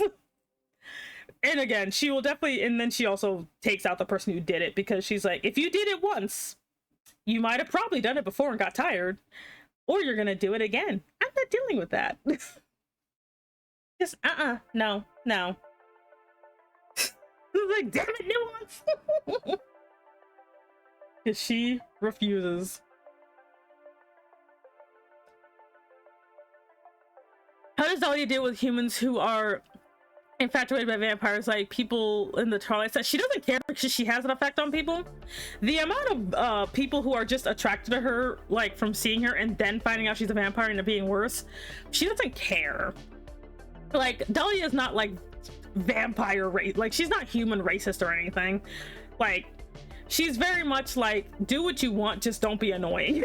You know, she just literally forbids, like, in her faction, turning people into vampires for very stupid reasons. Dahlia is my favorite so far with how much depth she has a ton of depth. Like, even with the latest guy she turned into a vampire, he had to deal with her for 2 years, because she is not one of those you meet her for a night and she makes you a vampire. You have to go through BS if you want to actually be that. She's like, otherwise she's like, look, you could just be a one-night stand and be done with it. You don't necessarily have to actually be in my life just because you saw me that one time. Like, because she also knows that she's a hot woman, so it's not like she doesn't know. She's just like, look, she's like, I'm gonna be real with you. You're fun every once in a while, but don't think you're special. Don't think I'm gonna be exclusive to you. Don't think I'm gonna change my personality for you. If you want yourself a doting mommy, there's plenty of other people here. You don't need to come to me. You know? Hello, how are you? I was like, how long you been 19? Like, she's surprising, like, despite how terrible she is, she's actually pretty good at dealing with people. Like, she doesn't seem evil, but she's very much a, how's it go? It goes good. Like, Dahlia is very much like, she's evil in the sense that she could be more ruthless than people think she is. And she just doesn't stand for a lot of things. Like, she's not going to, like, you know, wait for you to get better. She's very much because the other thing is, people need to also understand that she has a group of dedicated bottoms around her all the time who have already proven just how desperate they are for her attention. She is not starving for attention. Like, she has literal furniture, you know? Shout out to my poor boy Carrot. My favorite bottom. Legally changing your name over a joke. I love Carrot so much. He's so great. Like, the amount of nonsense that happens to Carrot is great, and he's still here. He's like, you know, he's like, and the things I like to give everybody, I think Carrot's great. I like it because he's like from World War I, you know. He was married, you know, had kids back in the day, you know, and he's ashamed because of the stuff he wanted, but he didn't really have the words for it because it was back in the, what is it, not the 50s, but like the 20s or whatever. Like, it was very interesting. My favorite bottom is crazy. Oh, let me go get Carrot. One sec. Let me show you the beauty that is Carrot. Let me go get Carrot.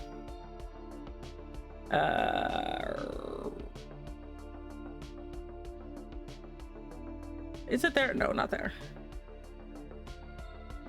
So you can know who I'm talking about.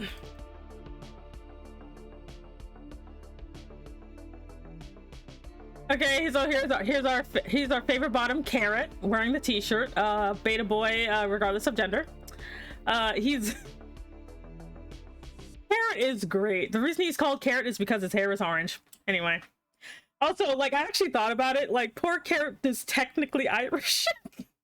Or Irish, he's like Irish American. Like, he was treated like shit back in the day. He was treated like crap back in the day, because that was basically when Irish people were seen as trash. I'm like, people don't realize how badly Americans treated Irish people. I'm like, oh no, he's Irish, oh god. I had to actually Google this. When was World War I? Because he was in the trenches. Let's see. Or let's say WW1. When was that? 1934. Yeah, so he's like in the 20s and 30s. Is there a different race where Americans didn't treat them? No. Everybody, if you basically you were treated badly, even if you were white, because white didn't exist yet. Oh yeah, it was bad. Like, yeah, everybody hated the Irish. He was also Catholic. Can you imagine this guy was Irish Catholic but he secretly wanted to be stepped on by a woman? Like, you know, his wife left him when he went off to the war. Like, he got drafted into World War I, had to stay in the trenches. His wife left him because he was a bottom. Took the kids, he has no idea where they went. He's like, he's just like, my wife left me, Charles. This is based off of a true story of one of my friends where he got like deployed and his wife literally just mailed him their wedding ring. Like she just vanished. She's like, fuck you, I'm gone. Like, this is actually based off of something that happened. Dude was ahead of his time. He was. Karen is definitely unaware. He was just showing off. He's too focused on the shirt. But yeah, so he's kind of like, for the longest time, Carrot would struggle because he's an Irish American Catholic who is secretly a bottom, and he can't be a man, you know, or a man in the 30s, you know. And then he eventually, and also like, and this is not as far-fetched as people think. So you would think because he's Irish American, he would have an issue with a black lady, but like, you know, he met her like in one of those secret nightclubs during segregation, you know, because you know what, we should just like let this happen, and like, and you know what, she showed him a really good time, and he's just been weirdly following her ever since. You know. Love that your story has real life historical lore. Yeah, like, I think people are a lot of times are like afraid to just incorporate these things, you know.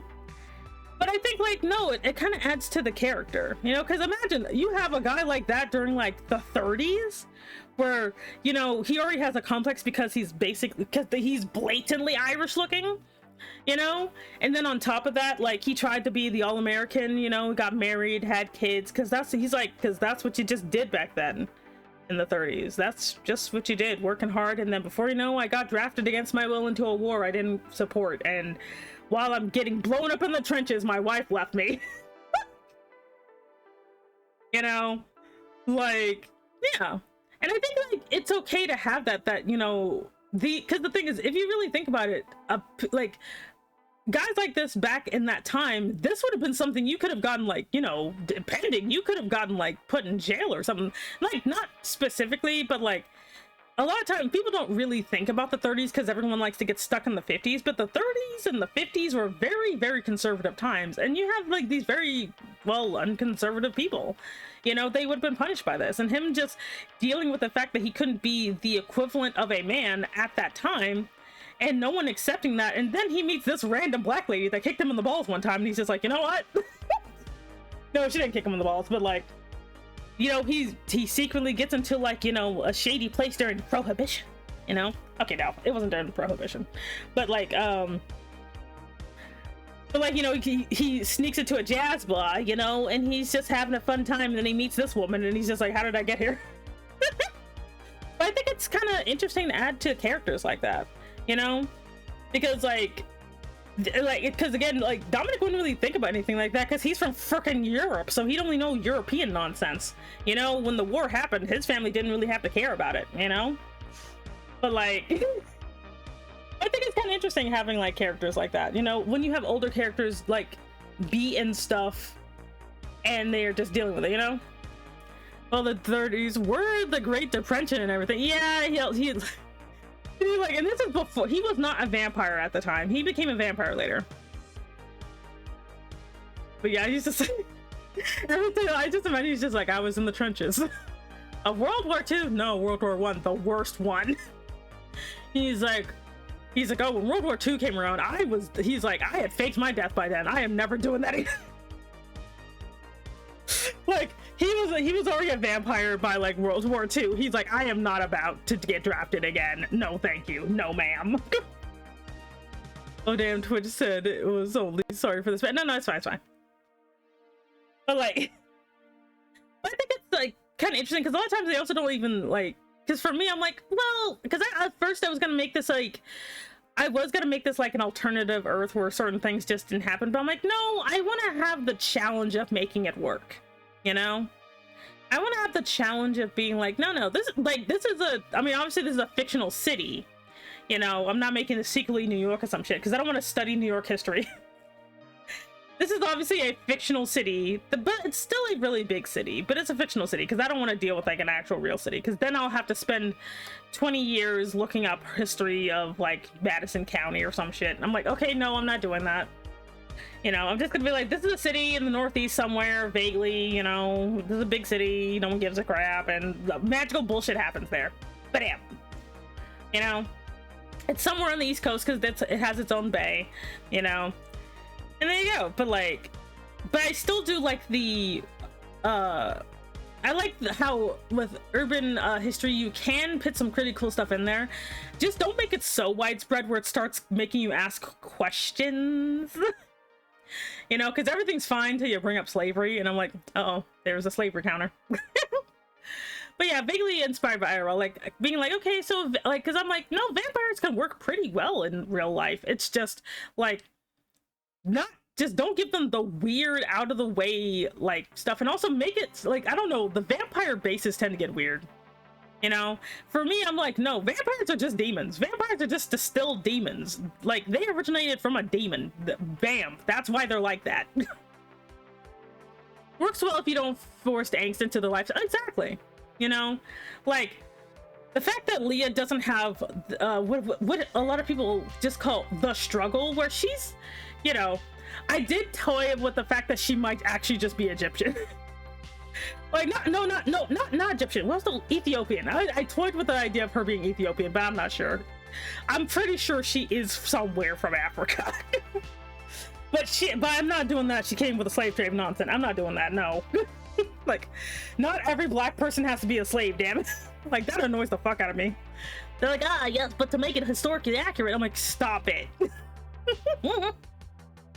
That's why I enjoyed Vampire in Brooklyn. Maybe I want a casual vampire friend that makes neck jokes every now and then. Even then it was made to a comedy, yeah. But the one friend in the group with the pulse, like she also does have ghouls too. She one of her ghouls, I decided he is gonna be a ghoul, but his name is Bungie. He's like her number 2 minion. Not as bad as Carrot. He did not legally change his name to Bungie, but he's still there. Yes, more slavery. He's like, yes, my favorite character, slavery. I didn't realize slavery can't exist in some fantasy settings because necromancy exists. Like, the thing about slavery is it does, like, the answer doesn't always have to be slavery. It doesn't. But people are lazy, and like, they secretly want the slavery to exist because then they think that if it does, their life will be better. It won't. Guess what? Because you'll be a slave anyway. Like, just raise the dead, no need to pay him or feed him. Like, the thing is, you can, like, I mean, the slavery exists not because it needs to, but because people want it to. And I think people don't want to acknowledge that. People don't want to acknowledge that slavery is about power dynamics, not about actually getting anything done. You know, like, there's technically always wealth to go around, but people just don't want to actually do it, you know. My opinion, obviously. But I think, like, you know, but for example, like, for her, you know, like, Dahlia's been through some bullshit, and she has obviously seen slavery, but she herself was not actually one. Because, I'm sorry, black people can get places without being on a slave boat. It's not always like that. The fact that people think you can't leave Africa without slavery being involved is super weird to me. Like, they'd be like, I'm like, do you know how big Africa is and how many continents it's connected to? They're like, oh, nope. Like, if a black person leaves Africa, it's only on a slave boat. And I'm just like, they were in Greece, bitch. Anyway, they were everywhere. You know, but for her, because again, she was born a vampire, obviously she would not end up in that situation, but she can still see stuff, you know? Like, she can still see stuff. She can also still, like, you know, do stuff, you know? But, like, I think the problem is like, a lot of times people just don't want to acknowledge slavery for what it actually is, and they keep trying to, like, you know, be weirder. It's a magical concept called traveling, you know, walking, swimming, getting on a boat that isn't a slave boat. But I think, like, no one ever wants to have that conversation because it is uncomfortable. It's very uncomfortable because it kind of points out your own bias, you know? I think that's kind of why a lot of people don't like that conversation, because it points out the, like, how a lot of people just don't question how much slavery is in, like, fantasy and D&D. Like, it has to be there. And again, it doesn't have to be there, but if you're gonna put it in there, you know, don't justify it, but have it make sense, you know? Like, come on, don't be like, it's supposed to be there, but this is here because of a flawed system, you know? It shows their savior complex. Yeah, that too. My least favorite combo, like, slavery and demi-humans. Ah, yes. Like, it's in my fantasy, like, world too, but it's not portrayed as a good thing. It's portrayed as what it is, which is basically a power system, a way of subjugating people and brainwashing them into thinking that this is the way it should be and exploiting them. It's also a type of exploitation. This is not for the common good. You're doing this to these people because you want to exploit them and profit off of them, not because you have some divine message from God being like, these people in particular need to be chained. No. But instead, it's always like, oh my, because like that and like the slaves ever never make any fucking sense. It's always like, I'm sitting there being like, you're watching the isekai, and it's always like, oh wow, all these demi-human slaves are just these really weird tiny stick girls. Like, these little girls are like 12 years old with like animal parts. Like, I'm sorry, you can tell people don't know how slavery works, but because these would be the worst slaves ever. Like, what are they supposed to do? You can't put these people in a field. But looking into actual slavery is uncomfortable, realizing just how bad it got, especially in America. American slavery was its own brand of terrible, because, like, you know what? Because, again, they tried to enslave indigenous people. They did. They just kept dying. And they're like, well, we can't do, like, what's the point of having slaves if they're just gonna die from all the horrifying labor we put them on? They imagine slavery as a sexual, like, yeah. But like not only that, it makes it super weird though. You just reminded me of the demi-humans being the most effective soldiers in fantasy. Like, I don't know. Again, I'm not saying that slavery, like, the things, you don't have to put slavery in your story, but if you're going to put it there, don't just put it there just because you want to make a bunch of girls your sex slaves. That's weird. Because then there's this entire weird group of guys. You know, like, have it make your slavery make sense, but don't justify it. Never justify your slavery, but it can make sense. There's a difference. A lot of times they're trying to be like, but slavery was good actually. I'm like, look, I am in the South. My elementary school tried to brainwash me into thinking slavery was a good idea because I am black. Don't do that. They're like, actually, the blacks loved being enslaved. I'm like, I don't think that's how that worked. Like, no. Like, legitly, like in the South, they tried to make us and gaslight us into thinking that we black people didn't even want to be free. We don't want no freedom. I'm like, what? No. It's so annoying.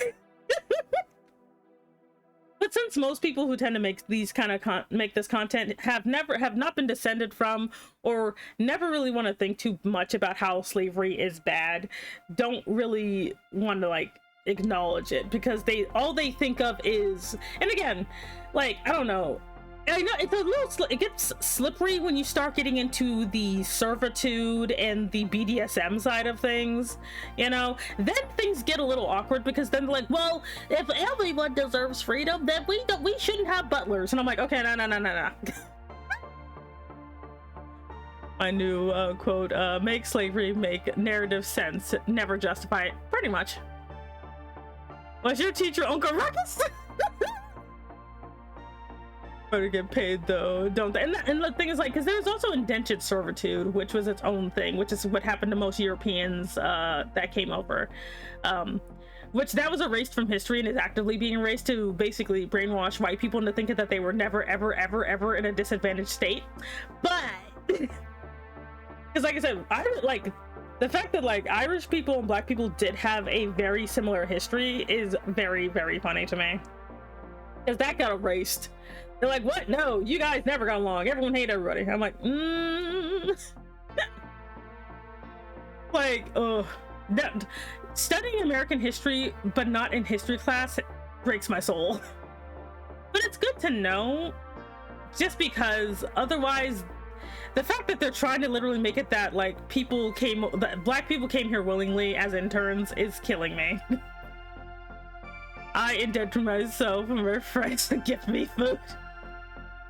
Put my man John Brown in the isekai setting, and he'll probably destroy slavery in 1 to 2 days.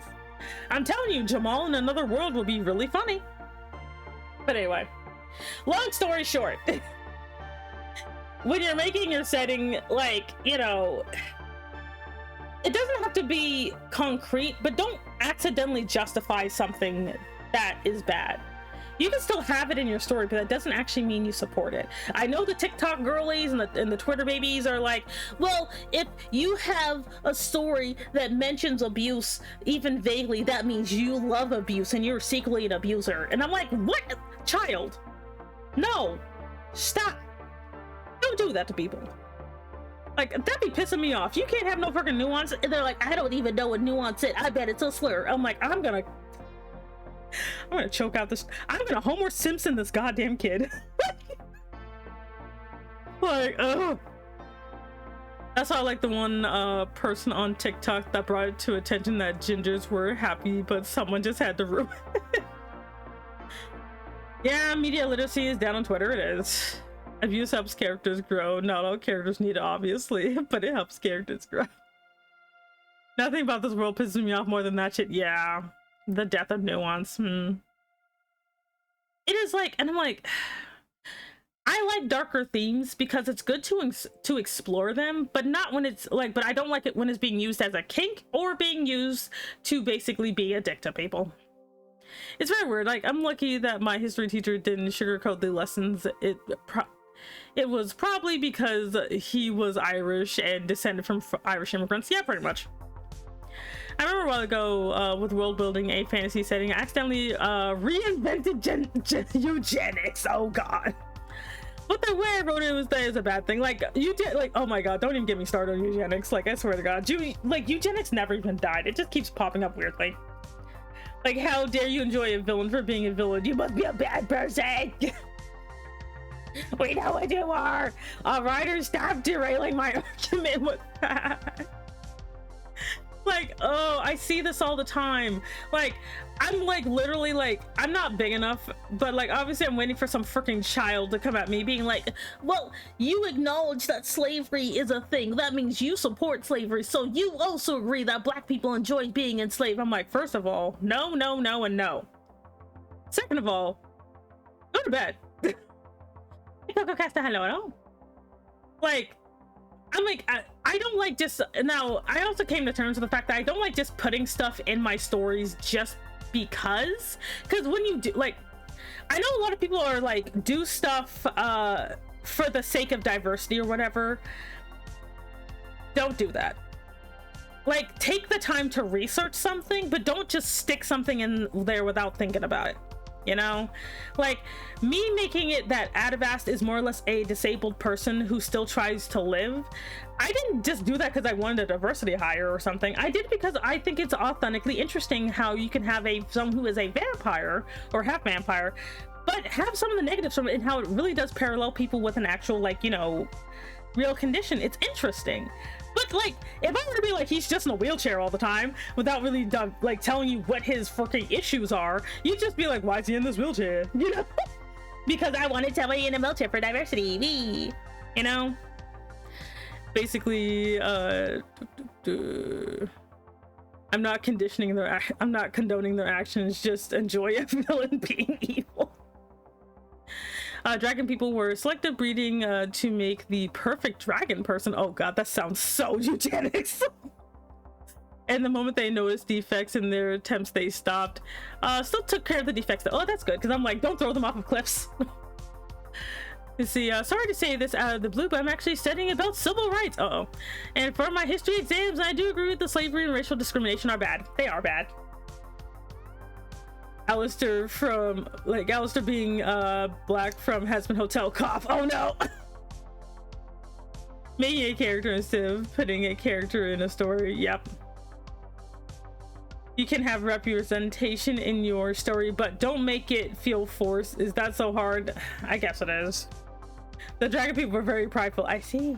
Like, because I have to kind of, like, for example, like, I'm surprised no one's ever pointed it out yet, but I don't have a lot of actively, like, straight up gay people in my stories, solely because of, number one, I'm asexual. Number two, I have to give them, like, or not that I don't have gay people in my stories, but I don't have a lot that I've shown recently. They do exist, but I also am very, like, weird when it comes to sexualities, because I like relationships versus just saying this person is blank and that's it.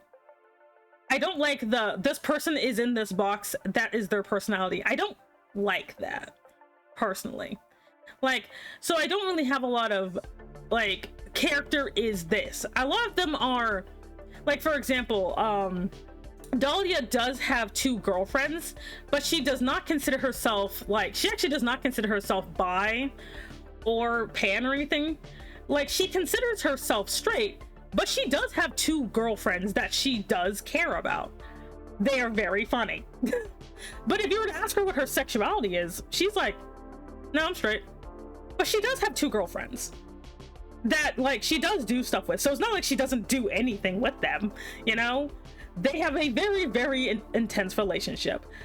But I'm like, yeah, but she is straight, but that doesn't stop her from having relationships with whoever she feels like, you know? But if I were to be like, but I can't just, like, but if she says she's bi, she's not actively attracted to women. It's just she happens to like these 2 women in her life, you know? I don't see many characters like that, because it's always just, this guy is gay and also hates women. I'm like, but why though? You know? Yeah, I'd rather just leave it like ambiguous, but like a lot of times people really want to know, is his character gay? And I'm like, not really. I mean, he has a boyfriend, but it's kind of because he likes the person, not because he likes, you know, guy in general.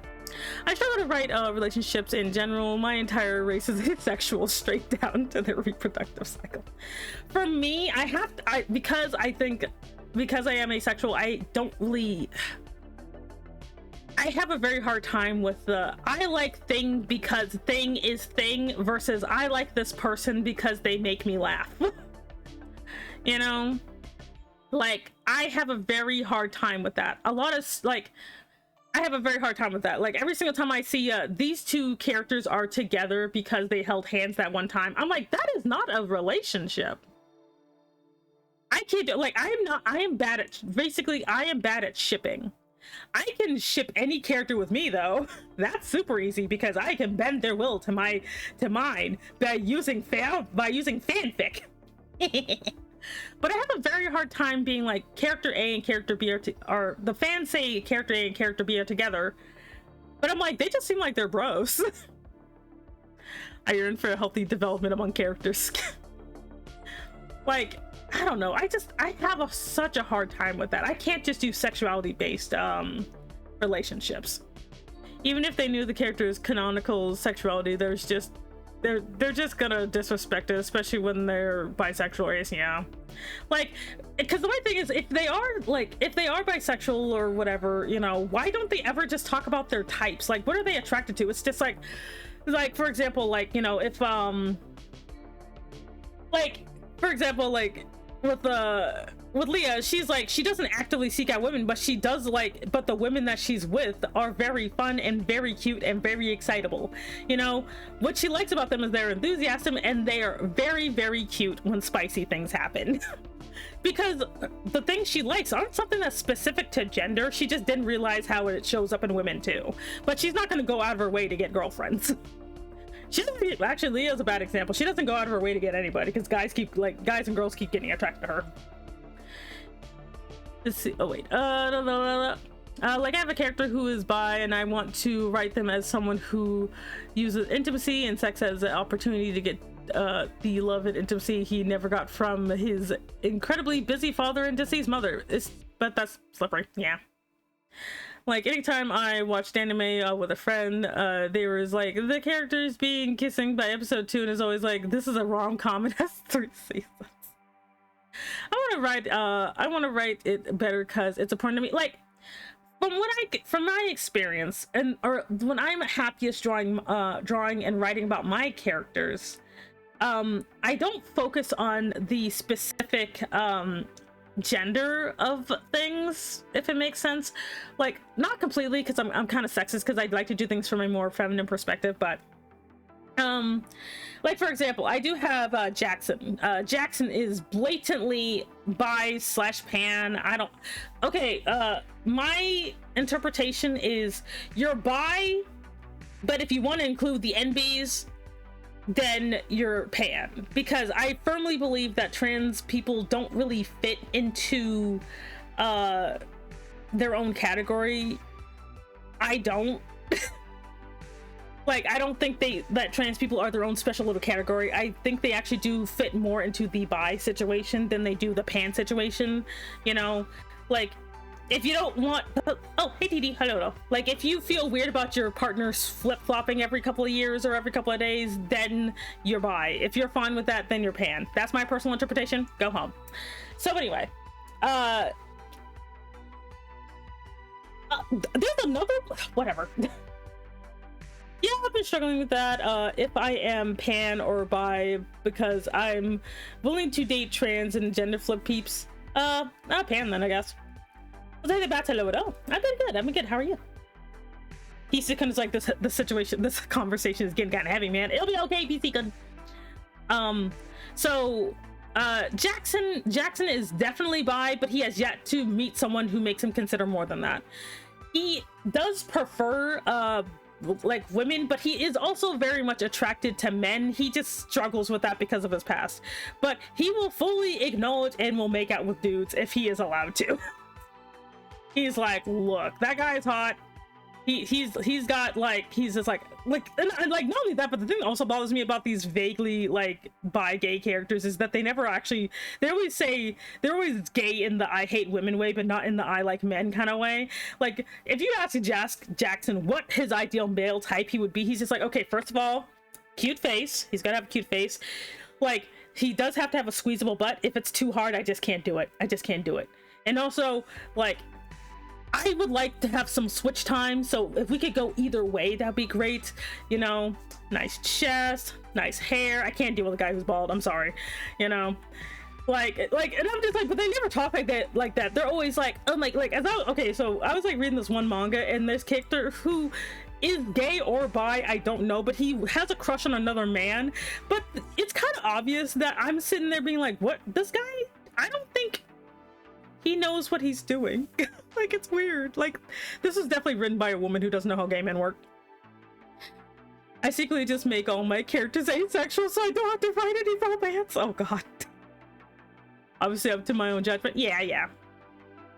I do multiple ending for my characters since I can't choose which ending, but I always make it so that the good ending's a bad ending. I tend to make pretty concrete couples, honestly. I've been well. I thought up overnight to expand cosmology of my gods. Nice. And I have some downtime to play party games on the Switch.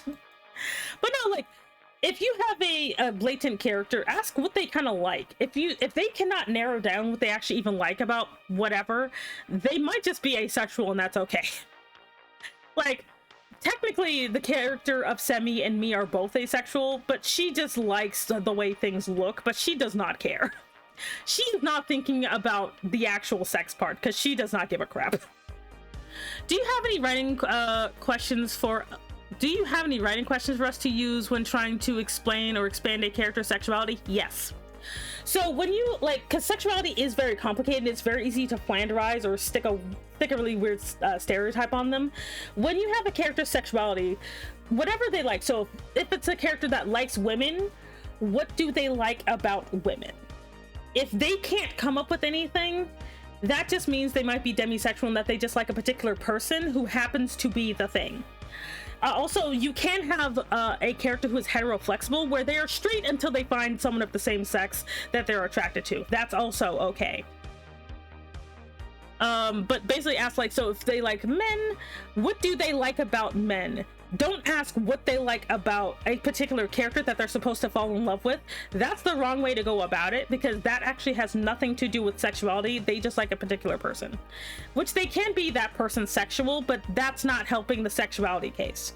So like, for example, if like with Dominic here, who is 110% straight, never deviated from that path, he is straight as an arrow. Dominic is like, well, I like women with a fuller body. You know, he likes more mature women. You know, he likes mature women. He likes them with a bit of, like, you know, pudge on there. He doesn't like them like having an hourglass. He does prefer pear shapes, you know, like, and he likes, you know, he does like a bit of age on them. He doesn't want to, he would never go for someone under the age of 30. You know, he does prefer longer hair, but if you have shorter hair, that's fine too, you know. Like, and he also likes hugs, so that's why he also likes, you know, a softer woman, so he doesn't want someone too athletic, you know. Things like that. But if they can't, like, you know, like, so for him being with a man, it feels a bit weird because, again, he does like the more feminine features. He likes the rounder, softer body, you know, stuff like that. But like, if you just said, well, what does he like about Debbie? That's not the same thing. Like, what would they do with like, if they were to go out with a guy that's not their specific love interest, or girl if their specific love interest, or NB if that's their specific love interest, what would they want to do? Also, think about that. What would they do if they just like a particular if they have a particular sexuality, but you don't know what they would do outside of sex? That's not good either. They need to actually, you know, do more than just bedtime activities. Because I kind of wanted to tie my sci-fi ideas and fantasy idea world together in a crossover with Portals, but I was like, wait, so the ancient space mortals older than the gods? I didn't feel right to me. Yeah, don't do something just because it's different. Because sometimes I'll fall into that, where I do something because it's different or contrary, but not because I like it. Try not to do that. Ask yourself, am I doing this because I want to see the concept, or am I doing this because that one guy on the internet made me mad? Aces get secret seal to find appeal in other things, like myself with the horns. I swear, Dominic be like me for real. Yeah, I like Dominic because he's you know, he's a gorgeous man, but he likes, like, you know, mom coded women. Like, he literally likes mom bods. He's just like, that is his jam, you know. That's why he loves it. He loves his wife, not necessarily because she is human, but because she's just very average. He actually really likes him average, but he loves his wife so much because he's like she's just so cute, I can't with her. He's just like, she's cute, she's adorable, she, you know, she's like, she cooks just good enough to be adequate, but there's like a charm to that, you know. He's like, I like my microwavable lasagna. She's like, oh my god. Also think about the romantic aspects as well as the sexual aspects. Exactly. What would they do on a date? If, remember, if you can't think of your characters doing anything more than sitting on the couch watching Friends or something, you have a problem. And before a fair, oh no. Whenever me and Ellie write, I like to write straight oh god. By the straight perspective, because I'm straight and I don't know the struggles and things that they go through. Ellie, on the other hand, writes from both a straight and lesbian relationships, as well as considering she's been in a relationship with both sexes, and both the good and the unfortunately mostly bad when it comes to those relationships. Now I get that. But for romance characters are the ones with the wanderlust. Exactly, like they don't always have to be big scale, like big things either. They also have to go through bad stuff together. That's the other issue with a lot of if you're writing a romance and how do I put this? Why watch Friends when you could watch Kamen Rider? Also, when you're writing couples, now this is couples regardless of gender, okay? A lot of people like to use the straight couples are boring. No, all couples are boring. Just because you decide to flip the gender of one of the people doesn't make it automatically exciting. I am so pissed off and tired of people deciding a yaoi or a yuri is better just because the two pieces of cardboard have the same sex. I hate that. It's boring and stupid and toxic. Please stop. Anyway. With regard, like when you are making romantic couples, thruples, or polys, let them, number one, let all of your characters have flaws that cause your tension. Like, so I will give you some examples if you're trying to figure out what do you mean. Semi, what do you mean? Now, for example, I'll use these guys just because they're on the screen and it's actually really good to kind of show, you know, how their flaws can cause tension in their relationships. Your tension doesn't always have to be some other person trying to get in the way of the relationship. That is boring and stupid. Don't do that. Like, for example, Adalia, with her relationships, like one of her biggest issues is that she is very much aloof, and also like she is also very sadistic, so she knows that about herself. She doesn't like wasting time with people who want her to be normal. She doesn't like that, so she tends to overcompensate by being a lot meaner to people than she normally would be, just so they don't waste her time, you know. Because once you actually get to know her past her very spiky wall of death, she's actually pretty chill. But she doesn't want someone thinking that she's a challenge, or that, you know, that they can over rely on her. She doesn't like that. And she also doesn't want somebody who's gonna think they're gonna make her a monogamous, because she's not monogamous whatsoever. She does not ever want to be with just one person ever. She will drop kick someone. Anyone who looks at her and thinks I can fix her, she's like, I am going to shoot you. Because there's nothing even wrong with me. Okay, hello. You know, but on the other side of the spectrum, we have Dominic here, who he's a bit of a bleeding heart. So if he's not too careful, he'll get so distracted helping other people, he will neglect himself and his own family. Debbie being kind of needy is literally why he still loves her, because she's just like, honey, you've been working too much. She's like, I'm gonna start crying on the floor with a tub of ice cream if you don't come home. And he's like, you can't even eat ice cream anymore. I know, I will throw up everywhere. He's like, okay, I'm coming home. Debbie would pull that shit. She's like, I will throw up on the floor like some type of cat. You know? And then you have like Luca, who has issues with women and only dates 20-somethings because they don't really require much from him. He's like, I just have to pretend to be a good boyfriend for a while, and if I break up with him like a jerk, it's just kind of expected of me, so I don't have to actually put any emotions into this, you know?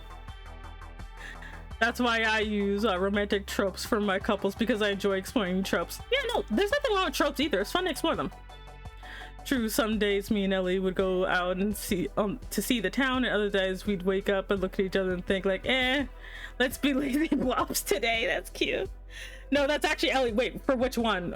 Dominic or Dahlia? Which one is she closer to? Holding the tub of ice cream.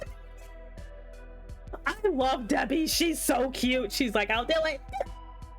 Whenever I'm working, I need to stay late. She calls. She's like, I miss you. Please come home. Oh, that's so cute. Ellie and Debbie would get along. But like, and I think that's the thing, like when it comes to like, you know, relationships like that, it's not always sweeping gestures and waiting to kiss each other. It's little things. I think you should draw Debbie. I'll probably draw Debbie at some point. I love Debbie. She is so fun. And she loves her hubby. She loves her son. You're so cute. I realize a part of the reason I love dominant evil women in media is their confidence, and I think I just love the confidence. Yeah, like the thing about like Dahlia is that she is very confident. There's no like, if some guy walks up to her and be like, "Oh, little lady, you wouldn't be a real man," she's just like, "Is he in the room with us?"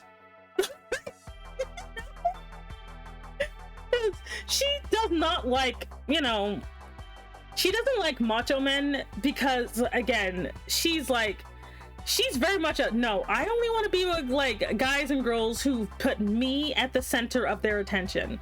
The minute they're like, I want to be, they're like, you're not allowed to be like, you want to be with me so you can show the other guys. Nah, go somewhere else with that bullshit. That is how Dahlia is. Dahlia is like, look, I am the one to be worshipped here.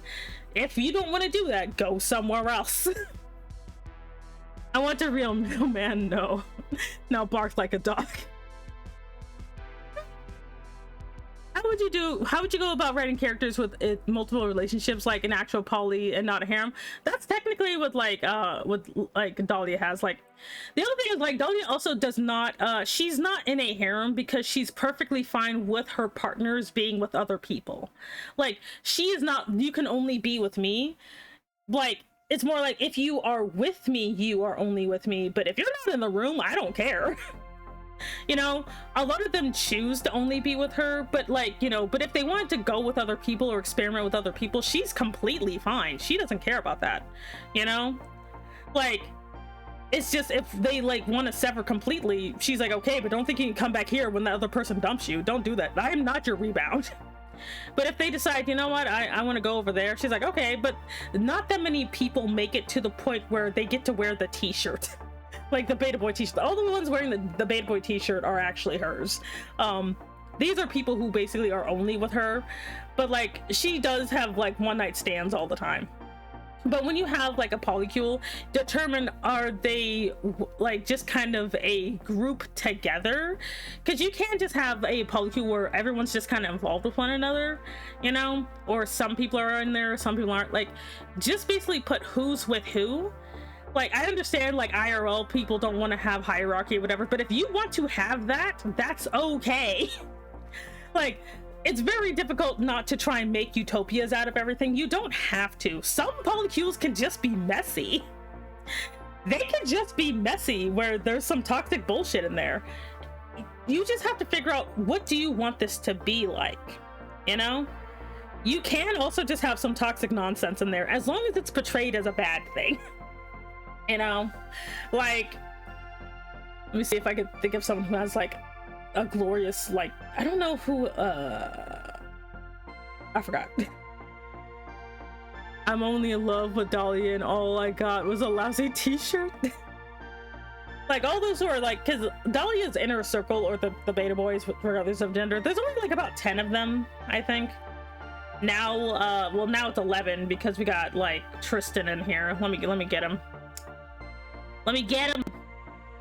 Let me get my boy. So we got Tristan here. Like he doesn't look 30, but he is 30. Like she just did some really nice makeup on him. But yeah, so we got Tristan here. He's like the newest one. He's only been a vampire for a very short amount of time. He was like a regular office worker before.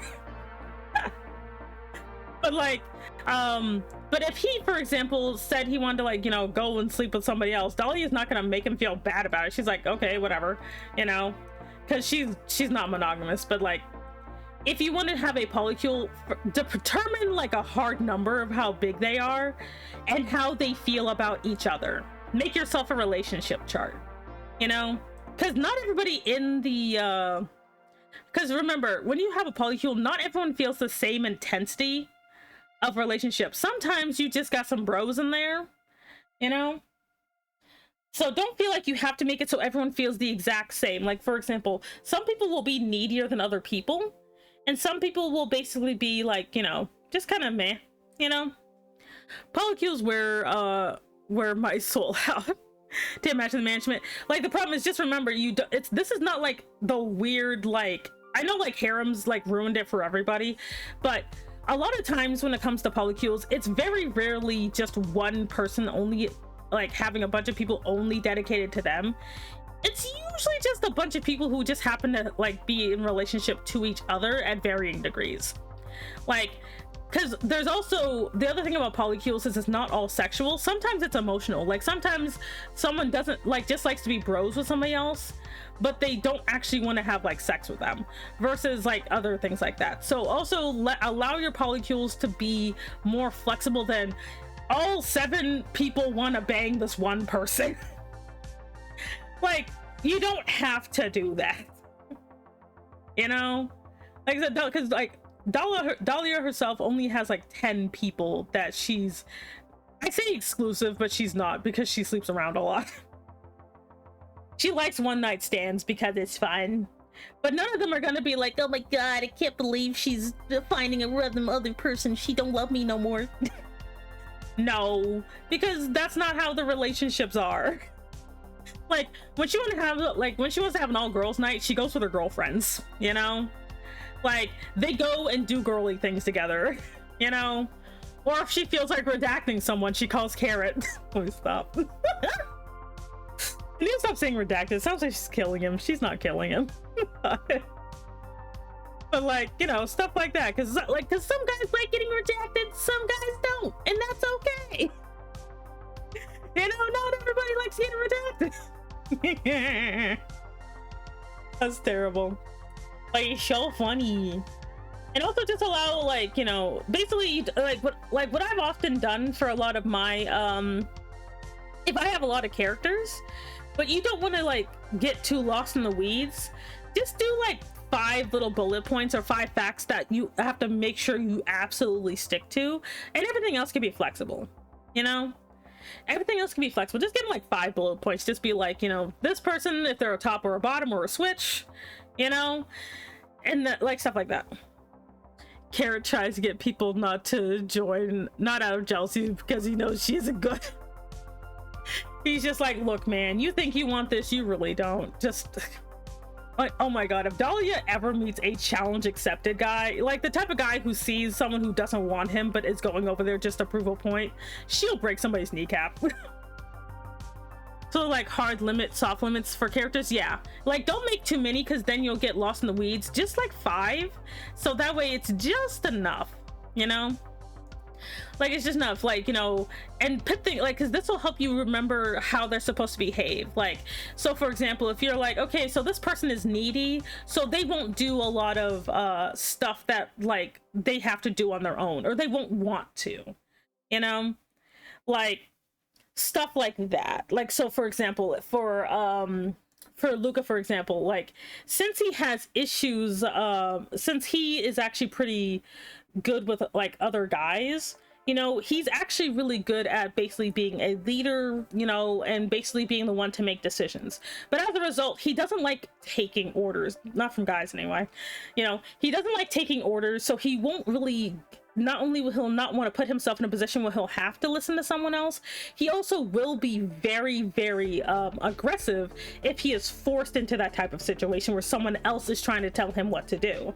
So just saying, you know, that he's like, you know, like for example, you can pull it down to like, you know, aggressive or something like that. You know, it's a good way to kind of keep them on stream, because the best thing about fictional characters is that they can be flat and fleshed out at the same time, you know. Like for Dominic, if I say he's like more easygoing, like yeah, he'll do stuff if he needs to, but he would rather go with the flow, you know. So that's why he could be like, you know, he can be dominant when he wants to, but he can also be like hilariously pushed around by his wife. But lovingly, you know. But he's never gonna just be a straight out bottom where he just, you know, he begs for anything. You know, like that's a good way to kind of keep your characters in check, and also figure out like, you know, how they feel about each other's characters, because again, you can make characters not hate each other, but you can make them rivals, like that they don't always get along completely. That's a good way to do it, you know. Like that's worked for me, because the shorter the list, the easier it is to remember. So if you're writing, you could just or drawing, you could just refer back to the chart and just be like, okay, wait, So this person feels like this. I'm always worried about accidentally mischaracterizing my own characters. That's why you make the chart. Use like Google Sheets or Excel to just make a little Google sheet of all your characters and their 5 main traits. So that way you don't do that. Like, for example, I know because of how Dahlia is, Dahlia will never become like, she'll never be like a sex kitten, for example. Like something as simple as like, you know, something like that, you know, like she won't ever be for example, like Dahlia will never wear like, you know, lacy Lolita outfits, for example. That is not her style. If she's ever in something like that, what's wrong? You know, the sort of friend like, hell yeah, I'm down for a tussle in the dirt, ya bro. Can't confirm. Once they start asking things, it's hard to say no. You know, like something like that, where, you know, or how outside of like, you know, because Dahlia is a sexually confident character, so she wears what she wears not for people to look at her, but because that's what she likes to wear. But she's not going to wear something fan servicey just so she can get looked at, because she doesn't need to be looked at, if that makes sense.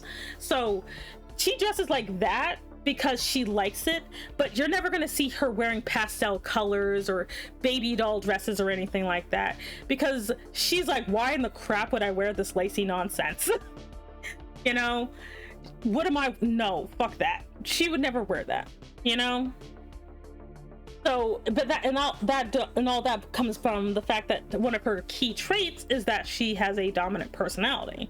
You know, she's dominant, she's confident, so she has no need to show off for other people. She just likes dressing this way. And it's kind of hard with female characters in particular, because a lot of times they're quote unquote confident, but they're actually just weird fan servicey nonsense. Like Dahlia, you're never going to catch Dahlia like blushing if her boobs got exposed type of situation. She's just gonna be like, I mean, I know they're good, what am I gonna blush about? Like, you know, like that's how a confident character would be. You're never gonna catch her stuttering or blushing, being like, you know, oh my god, you saw my underwear. Like, is she even wearing underwear? Like, who cares? You know. So how do you balance out what an author does to do for fan service outside the series but keep them in character? Keep in mind, like, first of all, figure out what you actually appeals to you, because sometimes you might get caught up in what people on the outside are saying, you know. Now, you cannot control what other people do. You can't. If someone today or tomorrow wanted to make fan service about made art about Dahlia that blatantly mischaracterizes her, I can't do anything. All I can say is nothing, ignore it, and if people try to project that onto my character, I'm like, she's not like that. You could do what you want, but that is not what I'm saying about this character. It is not true. Don't think I'm not gonna bend to your fanon. You're gonna have to kind of be a little firm about that. You can't stop people from doing stupid stuff, but you can at least keep yourself from trying to support the stupid stuff. You know, like if people decided that I don't know, Dominic secretly hates his wife and is trying to be a creepy uncle towards Post, you know, I'm not gonna write or like support or even like that nonsense. I'm not doing that. I'm not gonna be like, because that's the thing, don't ever heart things or like things that you don't agree with about your own characters. Never do that, because the people will take that as endorsement. Don't do that. I'd like to go I just go like Rick Grimes scene right after he's done showering and shaving. Someone spots him without a towel, I guess, and he says, oh, pardon me, madam, and he goes to get a shirt. Wait, not like I would go like that, like my character would go like that. I see. Like, you, like, if you don't know how your characters are, like, you don't have to know them concretely, but again, have those 5 points. Would someone like, you know, for example, Dominic here, like, would Dominic run around in bondage gear? Probably not, because he's just a chill dude. Like, he doesn't even have leather pants. He might wear it because his wife wants him to wear it, but he wouldn't really go out of his way to wear any. He didn't go through a gothic vampire phase. He's just your average dude. I didn't even write shirt. What the hell is wrong with my hand coordination? Like, when it comes to your character, like, keep that in mind. Like, and the things, it's kind of hard not to have character drift sometimes, because again, people will project onto your character. They will. That happens to me all the time, and it is hard to not just make jokes like in the moment and then that get taken at canon. I run into that all the time. It's hard not to do that, you know, like it is, but you have to kind of keep track of it yourself, you know. I miss words often. Like, you know, because again, people will see a character, not know the character, and decide they want this character to be this way, you know. People will do that. You can't stop it, but just don't give in to the pressure, I guess. Like how like a lot of authors will give fan service towards a ship that isn't canon just so the fans will feel like they've done something. Don't do that. Never do that. If a ship is not canon, do not hint towards it. Now if it's an accident, you can't stop that, but don't be, just say it was an accident, but never be like, oh yeah, I did that on purpose. No, just say like, bam, no, it was an accident. Yeah, that's unfortunately a problem. Seriously, people get weird about their fanon and not believe the real most victim of that is the ending of Mei-Chei and how Deku and Bakugo did end up being a couple. Seriously, I'm sick. Oh my god. Like I understand it's so tempting to do that because it's popular and you don't want to betray your fans. But think of it this way. I want you to think of it this way. If you ever have a hard time, think of it like this. If you are going on a road trip, you know where you want to go, but the person in the passenger seat decides on their own that they want to go somewhere else, that they don't even know where. And and they will grab the wheel and basically try to force you to go where they want to go. Car accident be damned. That is the equivalent of what a lot of fanon does. Fanon is the fan trying to grab the wheel and they don't even know where you're trying to go. They're trying to do stuff that don't even make no goddamn sense at all, because that's just what they want to see, and they're too lazy or too like crappy to do it themselves. Don't do that. If you have an idea, a vision, keep going during your own course. Do not give in to fanon, because fanon is never better than what you make yourself. Because you are the author, you're the god of your world, you are the canon. Do not give in to fanon.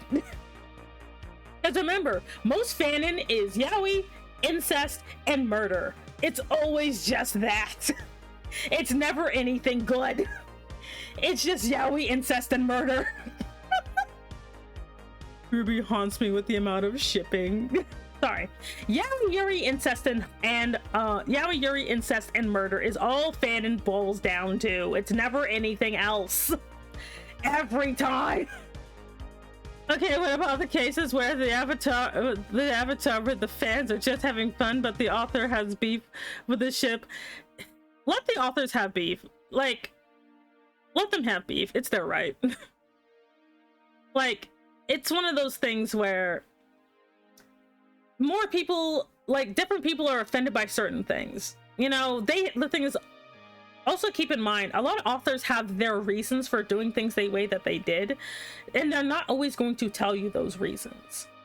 Like, they might have a very emotional reason for why certain characters ended up together, but you wouldn't know all the nuances of it because you might not even see why that's even, you know, important, you know? Because I'm sorry, every single time I see fanon, it's always the exact same thing. That's why I never actually care about what fanon says. If it is not canon, if it is not in the scriptures, it is not real. Like, I refuse to deal with that nonsense. Yeah, there's joke stuff I like to make sometimes, but I will never harass the author for not supporting a ship they didn't even make. I'm so tired. Because I'm like, wow, like these two random girls are totally better chemistry than the girl and the guy that was literally created to be with her. Okay, yeah, sure. But it's really just, I want to be, I'm not like other people. I'm trash. You know, like, when you create something, don't just do it to be popular. If there's a popular ship in your fan base and it is not your ship, as the creator, you do not have to bend the knee. if people are like, well, I'm not gonna pay you anymore. Okay, fine. Obviously you were a fake fan. Get out. I stand, it just rubs me the wrong way that when creators said that shippers of Zutara are being toxic. That's their opinion. What are you gonna do about it? Like, that's their opinion. Okay, they see something they don't like, just deal with it. Because remember, and not every author is perfect. In fact, no author is perfect. They are bound to do or say something you're not gonna like. It is not their obligation to be good. I know everyone wants to pretend that there's only two types of authors, perfect angels and J.K. Simmons rolling, but no, they're normal people with their own biases and own things they don't like. Just because they make something you like doesn't mean you have to like the author. I'm not even saying death of the author nonsense, because that is a freaking lie. Who cares? Who gives a crap? Like, unless the author decides to start making spite content, that's when you have a problem. But if they're not even making spite content, just leave it.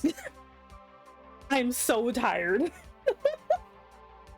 You can be like, oh man, well the author said this. Who gives a crap? Is it showing up in the text or not?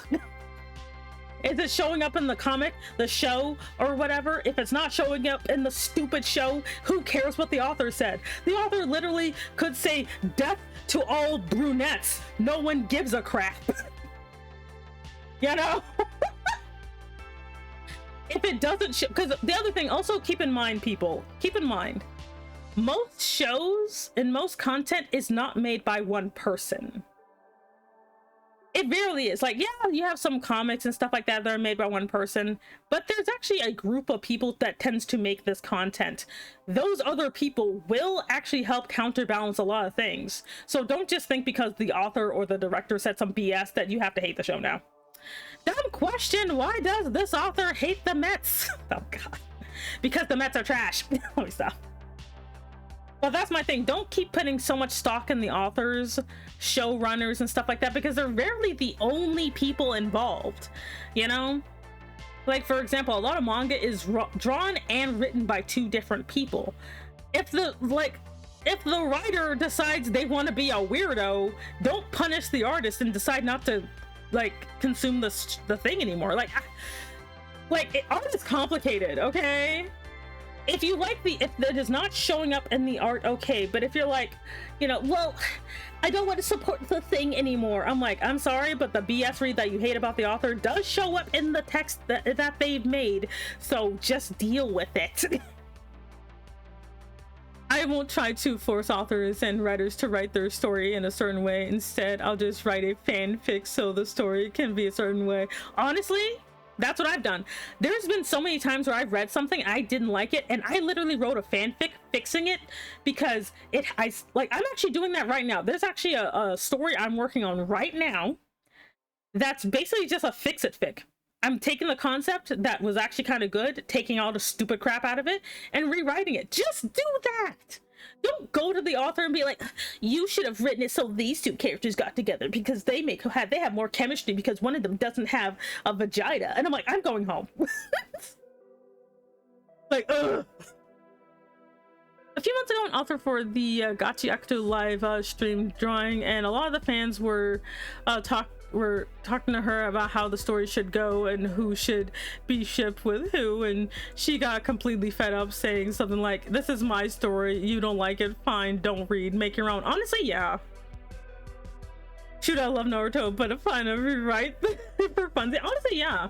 Like, you don't even have to do a full-on prose rewrite, but just do like some PowerPoints or some points of, this is what I would change if I were writing the story. Like, just do that. Writing is hard, but it'll help make you more creative, I think. Is it Vampires the Masquerade or what you call? Oh yeah, it's called, like, I don't like Vampire the Masquerade because it's just Christian fan fiction. It's just Christian fan fiction, and I could not get into it. I'm like, this is just, and they suffer from this is definitely made up by white people disease. Because they have that whole, like, you can always tell when something's just made up by white people disease, because they don't know how to answer questions that involve anybody that's not white people. Like, Vampire the Masquerade is very much obviously no nations except for Europe and America exist, but the minute you think about, if vampires are supposed to be an entire world phenomenon, how did they exist in any other capacity? But they're always made in this weird European style. I just hate when ships were made for fun by kids and then the authors make a slideshow with the fan art and shit on them, endorse bullying the fandom. Like, okay, then the author's just a dick, so what? Like, the author's a dick. Remember, authors can also be bigots and no one seems to give a shit. They pretend they do, but they don't. Like, I'm not even saying that I'm just saying the author has the right to their opinion, and if you don't what the author is what the author is doing, I mean, you don't like it, but that doesn't mean that you have to try and coerce them into being different, you know? I'm not saying you are. I'm not saying you are, by the way. I'm just saying people in general. Like, you can't just enjoy the content of a creator and then try to bully them because they're being a dick. Like, people are jerks. Like, nobody would even, like, if we didn't have social media, no one would have cared. All of these type of problems did exist before. Also, hey there, Paulo, hello at all. I think just people just need to, like, you know, admit that they like stuff made by people who tend to be problematic. like yes, roasting the children is bad, but kids are also cringe and they need a thicker skin. You gotta bully the children. Like, because I'm not even gonna pretend if that happened to me, I would totally bully the children. I would. I'm not a good person. I'd bully all the kids. I'm like, look here, you. Like, I am not even gonna pretend I would not bully children. I would. Like, I'm like, wait, I'm not a good person. I'm gonna bully everyone. Like, I get it all the time, like, everyone thinks all my characters are gay, and I'm just kind of like, okay, I'm not gonna support it, but you do you, fam. Like, yeah, I personally wouldn't really care, but, like, you know, the only time I, like, get annoyed is when people do try to make me try to support their weird fandom. Lord knows I got laughed at for being cringe in middle school. Like, everybody does. I'm sorry, latest generation, you don't realize that a part of the middle school experience is to be made fun of by adults for being cringe. Because remember, adults are jealous of your youth. Like, honestly, that's it. Not even, like, that's literally why that happens. It's not because the kids are cringe, it's because the adults are jealous of their youth and are just using it as a way to take the air out of you. That's why you, like, kids, if you're being made fun of by a full-grown adult, don't take them seriously. They just want to make you feel miserable because you're still young and have potential. Like, that's literally all it is. It's not, I'm like, wait, adults just make fun of kids because they're jealous. So if you're being made fun of by an adult, just ignore them. They're just old losers who wasted their life. They too wish they could be cringe. Let me be whimsy.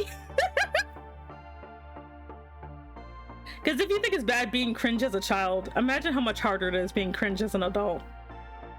I'm speaking from experience as a very cringe adult.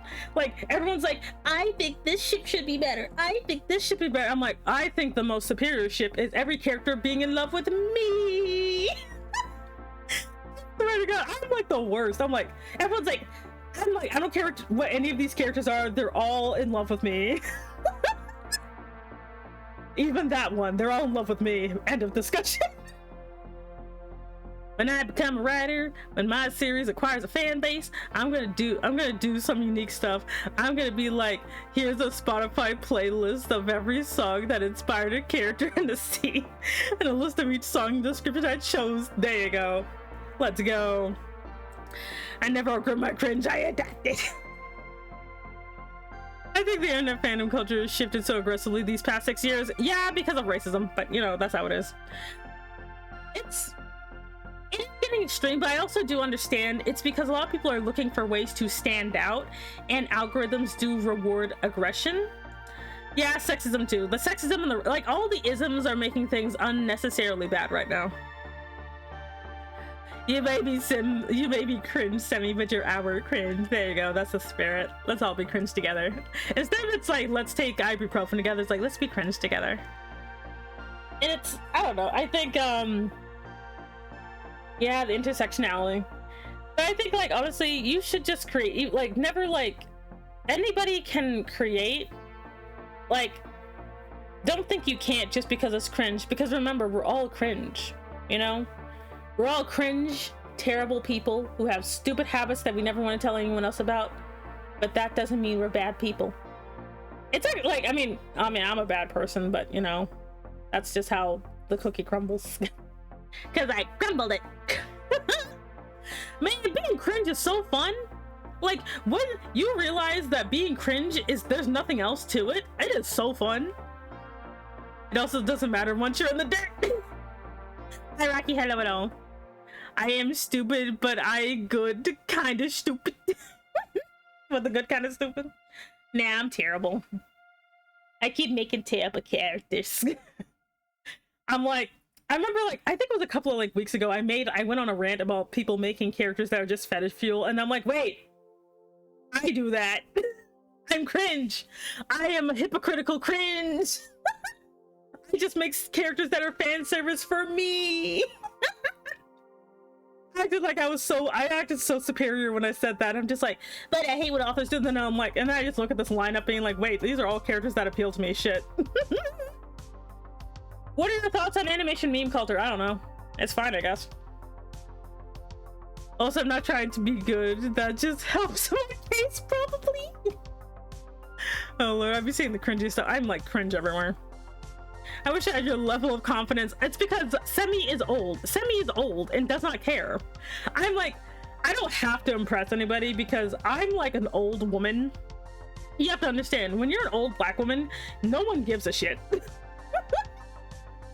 I'm like, you know, because like, I'm like, you know what? I'm going to keep drawing straight yaoi coded men because I'm apparently into that.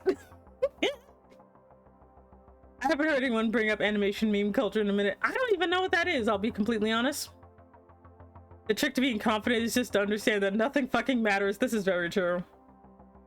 Me, when I talked about Yume shipping and then realized I'm in the house, oh my god, I am such a Yume shipper. I am shipping everyone with me.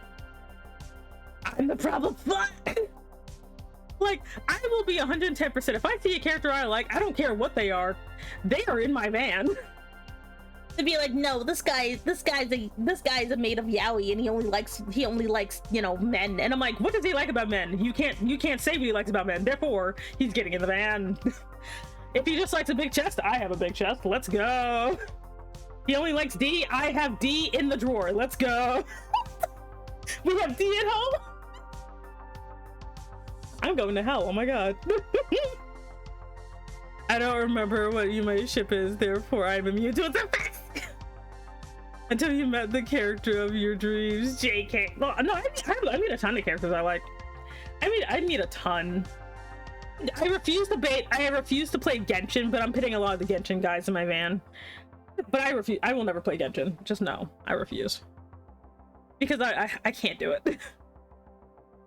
The thoughts I had for characters and relationships is trying to make them green flags, and I don't really do couple stuff, but I would like to have main couples not be horrible. Like, I ship characters too, but I only ship them in canon. I don't do the, well, this person should be with this, but no, if it is not canon, I do not ship it. Like, it has to be canon within the text. If it's ambiguous, then it's gonna stay ambiguous. I'm never gonna be one of those, well, this other guy said, you're the one I love most, bro.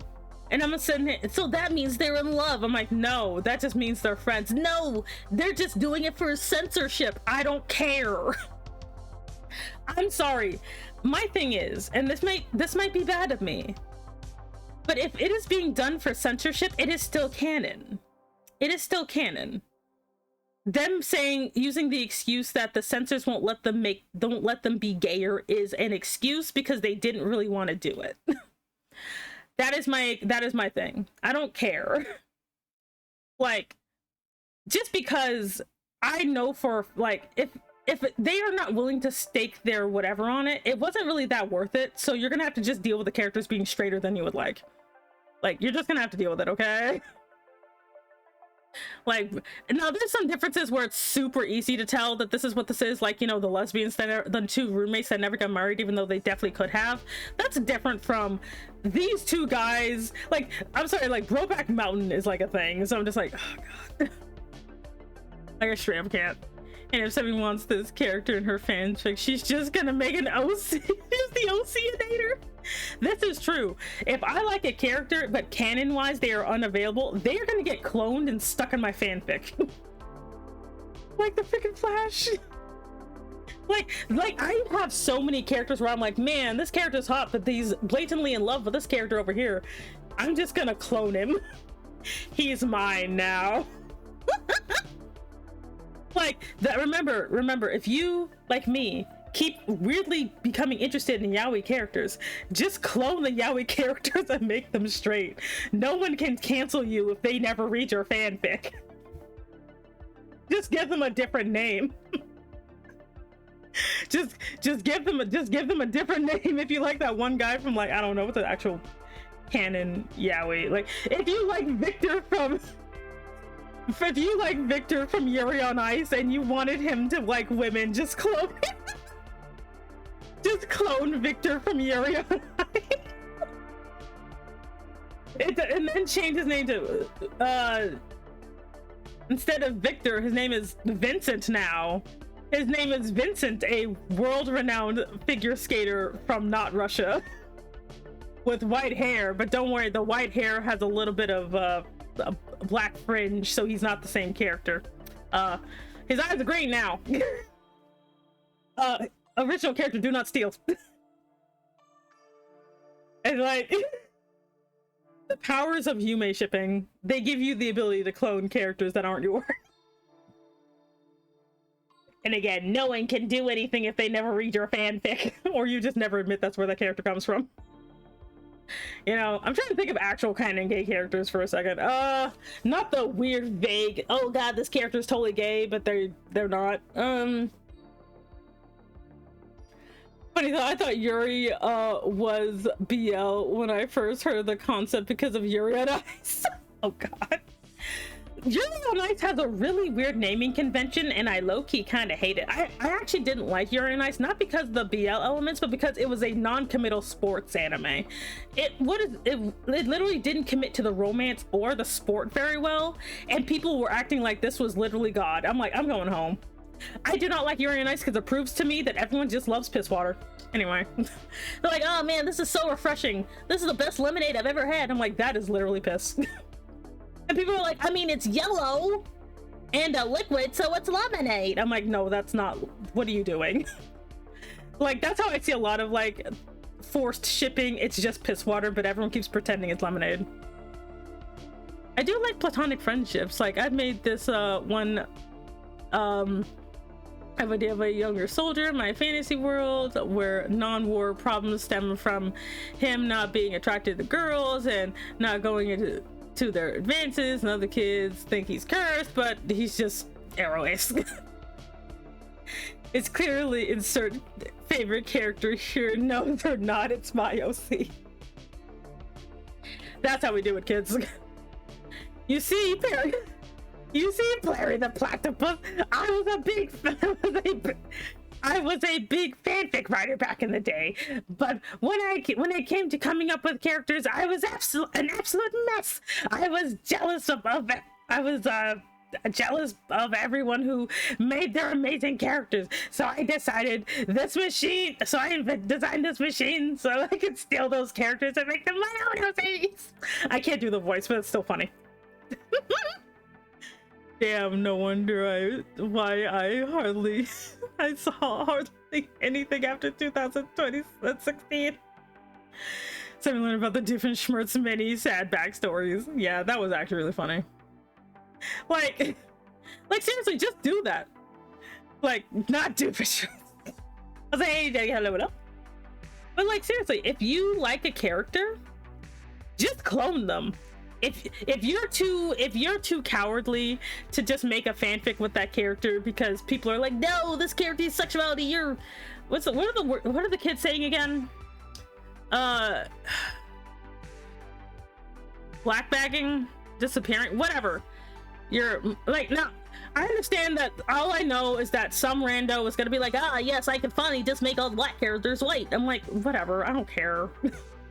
Going ahead, pour milk on everything and enjoy your bland milk, I guess. I don't care. Like, I don't give a crap. Like, I'm gonna continue to make weird fanfics about my weird guys.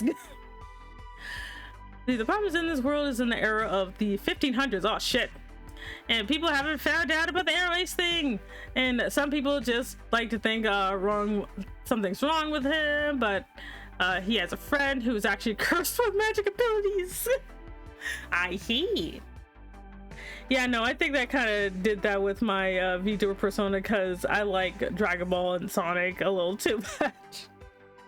Like, I don't know, like, for me, I don't know, I like the idea of complicated relationships too, like how with Semi, for example, the character Semi, like, that I actually write about, you know, like her being like, you know, her / me being a big eldritch monster. I don't really see things the same way. Like, I don't really notice that my character has a very sexual like design, you know, but like, I just like, you know, I don't like the feeling of baggy clothes. You know, like, or like how, you know, hey Cass, man, Cass, you are so late, you've missed all of the weird quotes I made today. Damn, sadness. But how are you? How you doing, Cass? You living? I remember you said you like friend harem. Oh, I love friend harems. They are so fun. Like, they are great. Like, technically Luca has a friend harem, you know, like he has a friend harem, like, you know, of all these, you know, people who want him, and he's just like, no, but we'll be buds. A friend harem is where you basically have a bunch of people who are kind of just the main friend of this one person, but it's not romantic. They just like want to still be friends with this one person. I guess I'll rewatch the stream. Damn. Wait, isn't a friend harem just a group of friends? It is, but it's like when a lot of people just focus on one person. Also, thank you very much for the care combo. I stretch. I don't know what my posture's doing, and I drink some of my tea. Like, a lot of like quote-unquote regular harems are actually just this, where the main guy just doesn't bang any of the women, or when the main girl doesn't bang any of the dudes. I call it sunshine protectors. Friend harems are great because they allow you to have a big group of friends, but they feel like they have way more chemistry than they would if they were romantic or just buds or whatever. Because a lot of people tend to write friends very weirdly, you know? And again, it might just be my aceness showing, but I don't know why people keep making friends either completely assholes or creepily obsessed with one another. I don't get it. I don't know. But the important thing you should take away from this conversation, chat, is that fics are better than harassing authors. If you think a ship should be canon, write that ship, because the author doesn't care. It doesn't even have to be good, because nothing has to be good. Let everything be crap. Let's go. Fics are better than harassment. They are. Like, if you don't support, like, you know, like the amount of things I've done to like Shiro from Voltron, regardless of what his canon sexuality was, I'm like, no, I'm gonna fix you, buddy. And instead of Shiro, your name is, looks at flashcard, Kuro now, and you have black hair on the top instead of white hair, and white hair on the bottom, and you have the robot arm is the other arm now. And you, like, after he got lost by his not Voltron friends, he ended up on an alien planet with a sexy alien lady. Because he never went back to Voltron, he died. So he didn't die, but they thought he was dead. He never went back to Voltron, and Allura became the Black Paladin, like she should have, as is the word of law. Yes, I wrote an entire fanfic about how Allura becomes how Allura from Voltron becomes the Black Paladin, how Shiro doesn't die, but he ends up with a sexy alien lady instead. People can fight me. This is how you do things. But do you see me harassing people? Nah, fam. Ah, yes. It's like, guys, this is Shiro's twin brother. I can't. You're not wrong. Because the media has friendshipy toxic and people should put up with it. They shouldn't. Like, it's awkward. I only found one manga that's actually kind of does this, where one nerd dude and two popular girls generally do have friendly chemistry and are very killing with the girls and getting into the guy's nerdy. Oh my god, I heard about that and everyone said it should have been a Yuri, and I'm like, y'all need to stop. May I ask, where is it? Where is what? Where is what? Anyway, I'm looking. Okay, we got 30 more minutes, chat. Anyway, my fanfic is in where all my other fanfic is. It is in the vault and no one will ever read it. Y'all can't handle my fanfics. Anyway. Because they just immediately turn into smut. Like, immediately. Like, I'd be like, ah, yes, this is going at a nice pace, and into the trenches we go. Just into the gutter. The amount of things that happened to Shiro. I mean, Kuro. Yes. I didn't stop doing that. But I'm not. I'm not gonna stop whatsoever. Like, no one will ever find my fanfics. Like, I think it was another character I did weird stuff to. Alucard. Alucard from Castlevania. I kidnapped Alucard that one time. Now his name is Balucard. Ken Relays has a nice one. It's like, why is there smut here all of a sudden? And the macaroni noises are here. Like, I will do, like, that's just how it is. How do you write a love triangle? Because I mostly see people use incomplete love triangles, or the V where they're only interested in one character. Okay, so you have to figure out, is your love triangle a love triangle at all? If they are going to be a love triangle, it has to basically be a basically a revolving circle, which means A loves B, but B loves C, but C loves A. They got to go the stupid conga line. If you don't want to do that and you're just making a V, don't do that. Or actually put some thought into the two characters. So if you're making it a will they, won't they, who will they choose, make it so if whoever they don't choose, they actually lose something. Make it so both of the don't just make it, oh, A and B and then C's here for some reason. That's not a triangle. That is a line and a dot. That's not even a V. You know, what the, like, what in the hell is this guy even doing here? You see, how would you, oh wait, I already did that. Why is this smut here? If you're doing a love triangle, actually make it so both of the other love interests, both of them have pros and cons. If you only have one of them have pros and cons, and the other one's just there because he has a different hair color, do not put that person there. Gotta get going? Okay, no problem. Thank you very much for stopping by.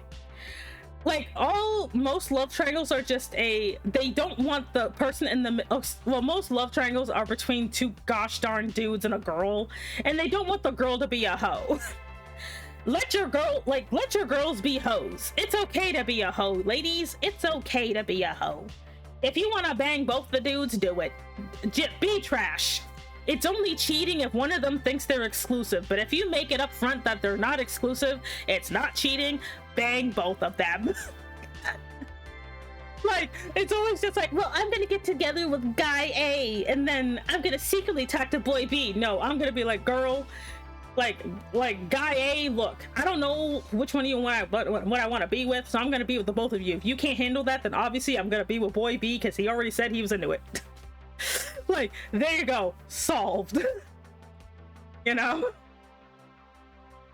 if you can FGO, if you can FGO at the same time. God, I have to fight not to play FGO because they keep introducing sexy dudes in there. But honestly, the only reason I don't play FGO is because they keep sneaking lollies in there and I'm tired.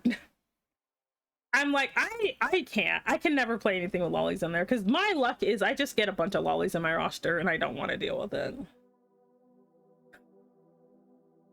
I got hit with the fucking Bilgamesh image again. It's just a ding, and I just saw Bill Nye's Bill Nye the Science Guy on Gilgamesh's body. I hate how ingrained that is into my fucking soul. Cass, why? Exactly, my girl Eve is a hoe and is interested in both guys romantically and sexually while the guys hate each other. Like, and not only that, me when I play babysitter. But if you want to make it like interesting, if you don't want the girl to be a hoe for some reason, actually have it so that she's not interested in either of them, because of just how they are, and have that they both have to oh, Kitty's here. Speaking of Kitty, come here, Kitty. It's been a while. Butter time. I know it's been a while, chat. Here's your buttering. Let me go ahead and butter the cat while he's here. Butter. Don't bonk me. You get more buttering because of that. How dare you? Butter. Also, what are you doing here? Shouldn't you be at work? Butter. Butter. Anyway. Baby, hello. What do you mean, why do I have that? You know why I have that. Let's see, can we have butter for the oatmeal? Oh god. Skip work? Oh my god, Kitty, no. Why? Anyway. That's a lot of butter, don't worry about it. Sorry, I realized I've gone too long without buttering the chat. You guys have probably got a little too dry. That was a lot of butter. How about I can't. Yes, honey, I know you're a cat. Can I get some butter for my elbows? Okay, sure. Here you go. Here's some more butter. Here's some more butter for you, chat. Let's get you all nice and moisturized. Butter. Just a big old block of butter. Actually, we're gonna butter Luca too. He's getting a little dry over here. Let's butter this man. Make him all nice and slick. There you go. Don't worry, he's into it. Don't worry about it. Moving on. Oh, butter is ready to go. Look, Luca is the type of man who, even though he says he doesn't want anybody to butter him, he would totally be into it. But he'd be like, you know when guys do that thing when they say they're not into something, but they're strictly into it, but they kind of want to bully them into it. That's Luca in a nutshell. He's just like, I'm not into blank, but if you gotta bully him into it, he'll totally like just kind of cave immediately. You know? Kitty, that's because I'm talking about you. Yeah. Wait, is he a brat? Yeah, he is kind of a brat, isn't he? Yeah, he is. What? Yeah, like Luca is a tsundere brat. For women, he can't really do it for men though. He's like, I'm sorry, no. We can't have dual sausage situation. It'll distract me. He's very much a, like, a tsundere brat, but he refuses to acknowledge it, and he is like very mad that a certain someone got him like that, and she refuses to take responsibility because she doesn't remember doing that to him. Don't worry about it. Sausage is for pancakes. Or Kitty, remember your favorite type of sausage? Swamp sausage. It's your favorite. Anyway. Like, yeah, like Leah does not remember the hilarity she has done to this man, and he's very upset that she doesn't remember. Yeah, Kitty is into that guy right there, a Thief King, number 17. He's definitely into swamp sausage. I don't know why. He just really likes it for some reason. It's really weird. There are many things happening. Don't worry. It's okay. Just take a breath with me and we'll be fine. So many words, don't worry about it. As soon as you bought sausage, I got it. Not McDonald's. Oh god, the algorithm is listed. Sausage, you say? Well, we got sausage down at McDonald's. We got sausage for days. For days.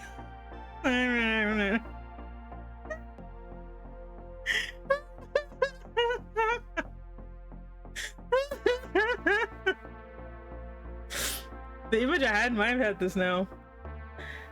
Moving on. What was I talking about? Oh, yeah. So Luca is a secret bratty bottom and he doesn't want anybody to know. so he overcompensates.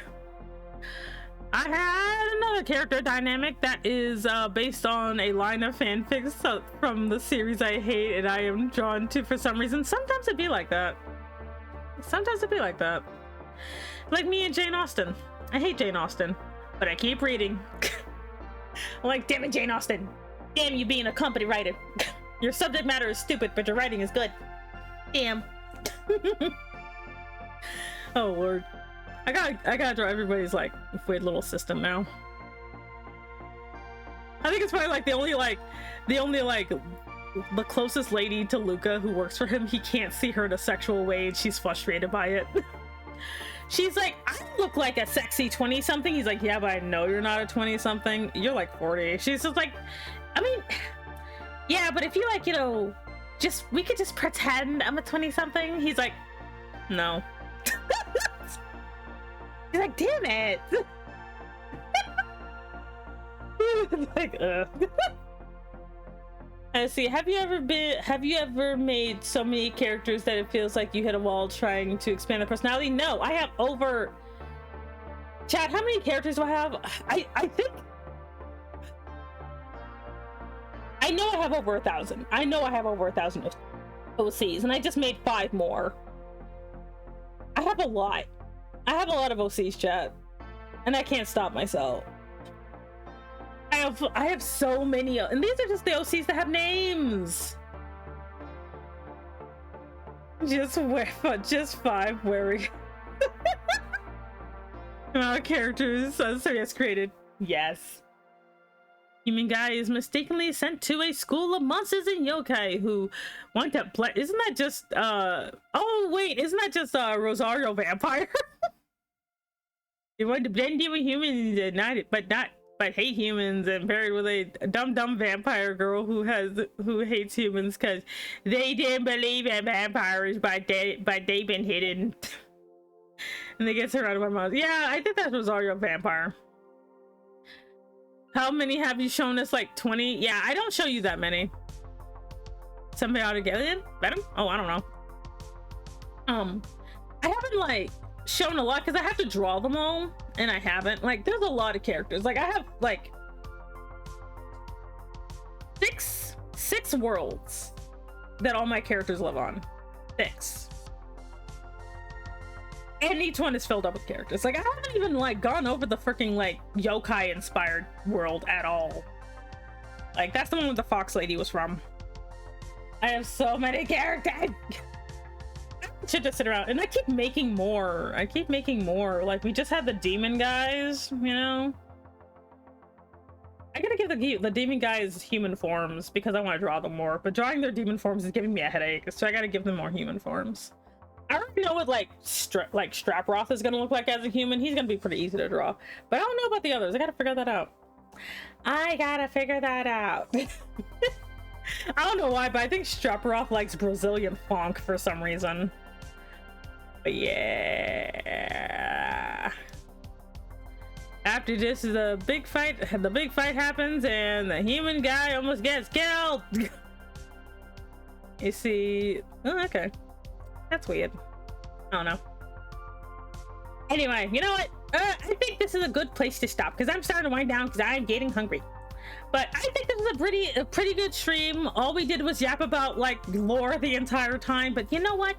Every once in a while, it's good to yap about lore, about vampires, and how one of them is secretly a bratty bottom. All the things Chevroth is the way a Brazilian honky is. But you haven't talked about my fave world. Which one is that? Is it the one with the Salt Maiden? No. Anyway. Fam girl realizes that she is... Oh yeah, you're still going on with the Rosary Vampire. Ah! I feel like I've run to a wall with my characters and I want to develop them besides their aesthetics. Thank you for the advice. No problem.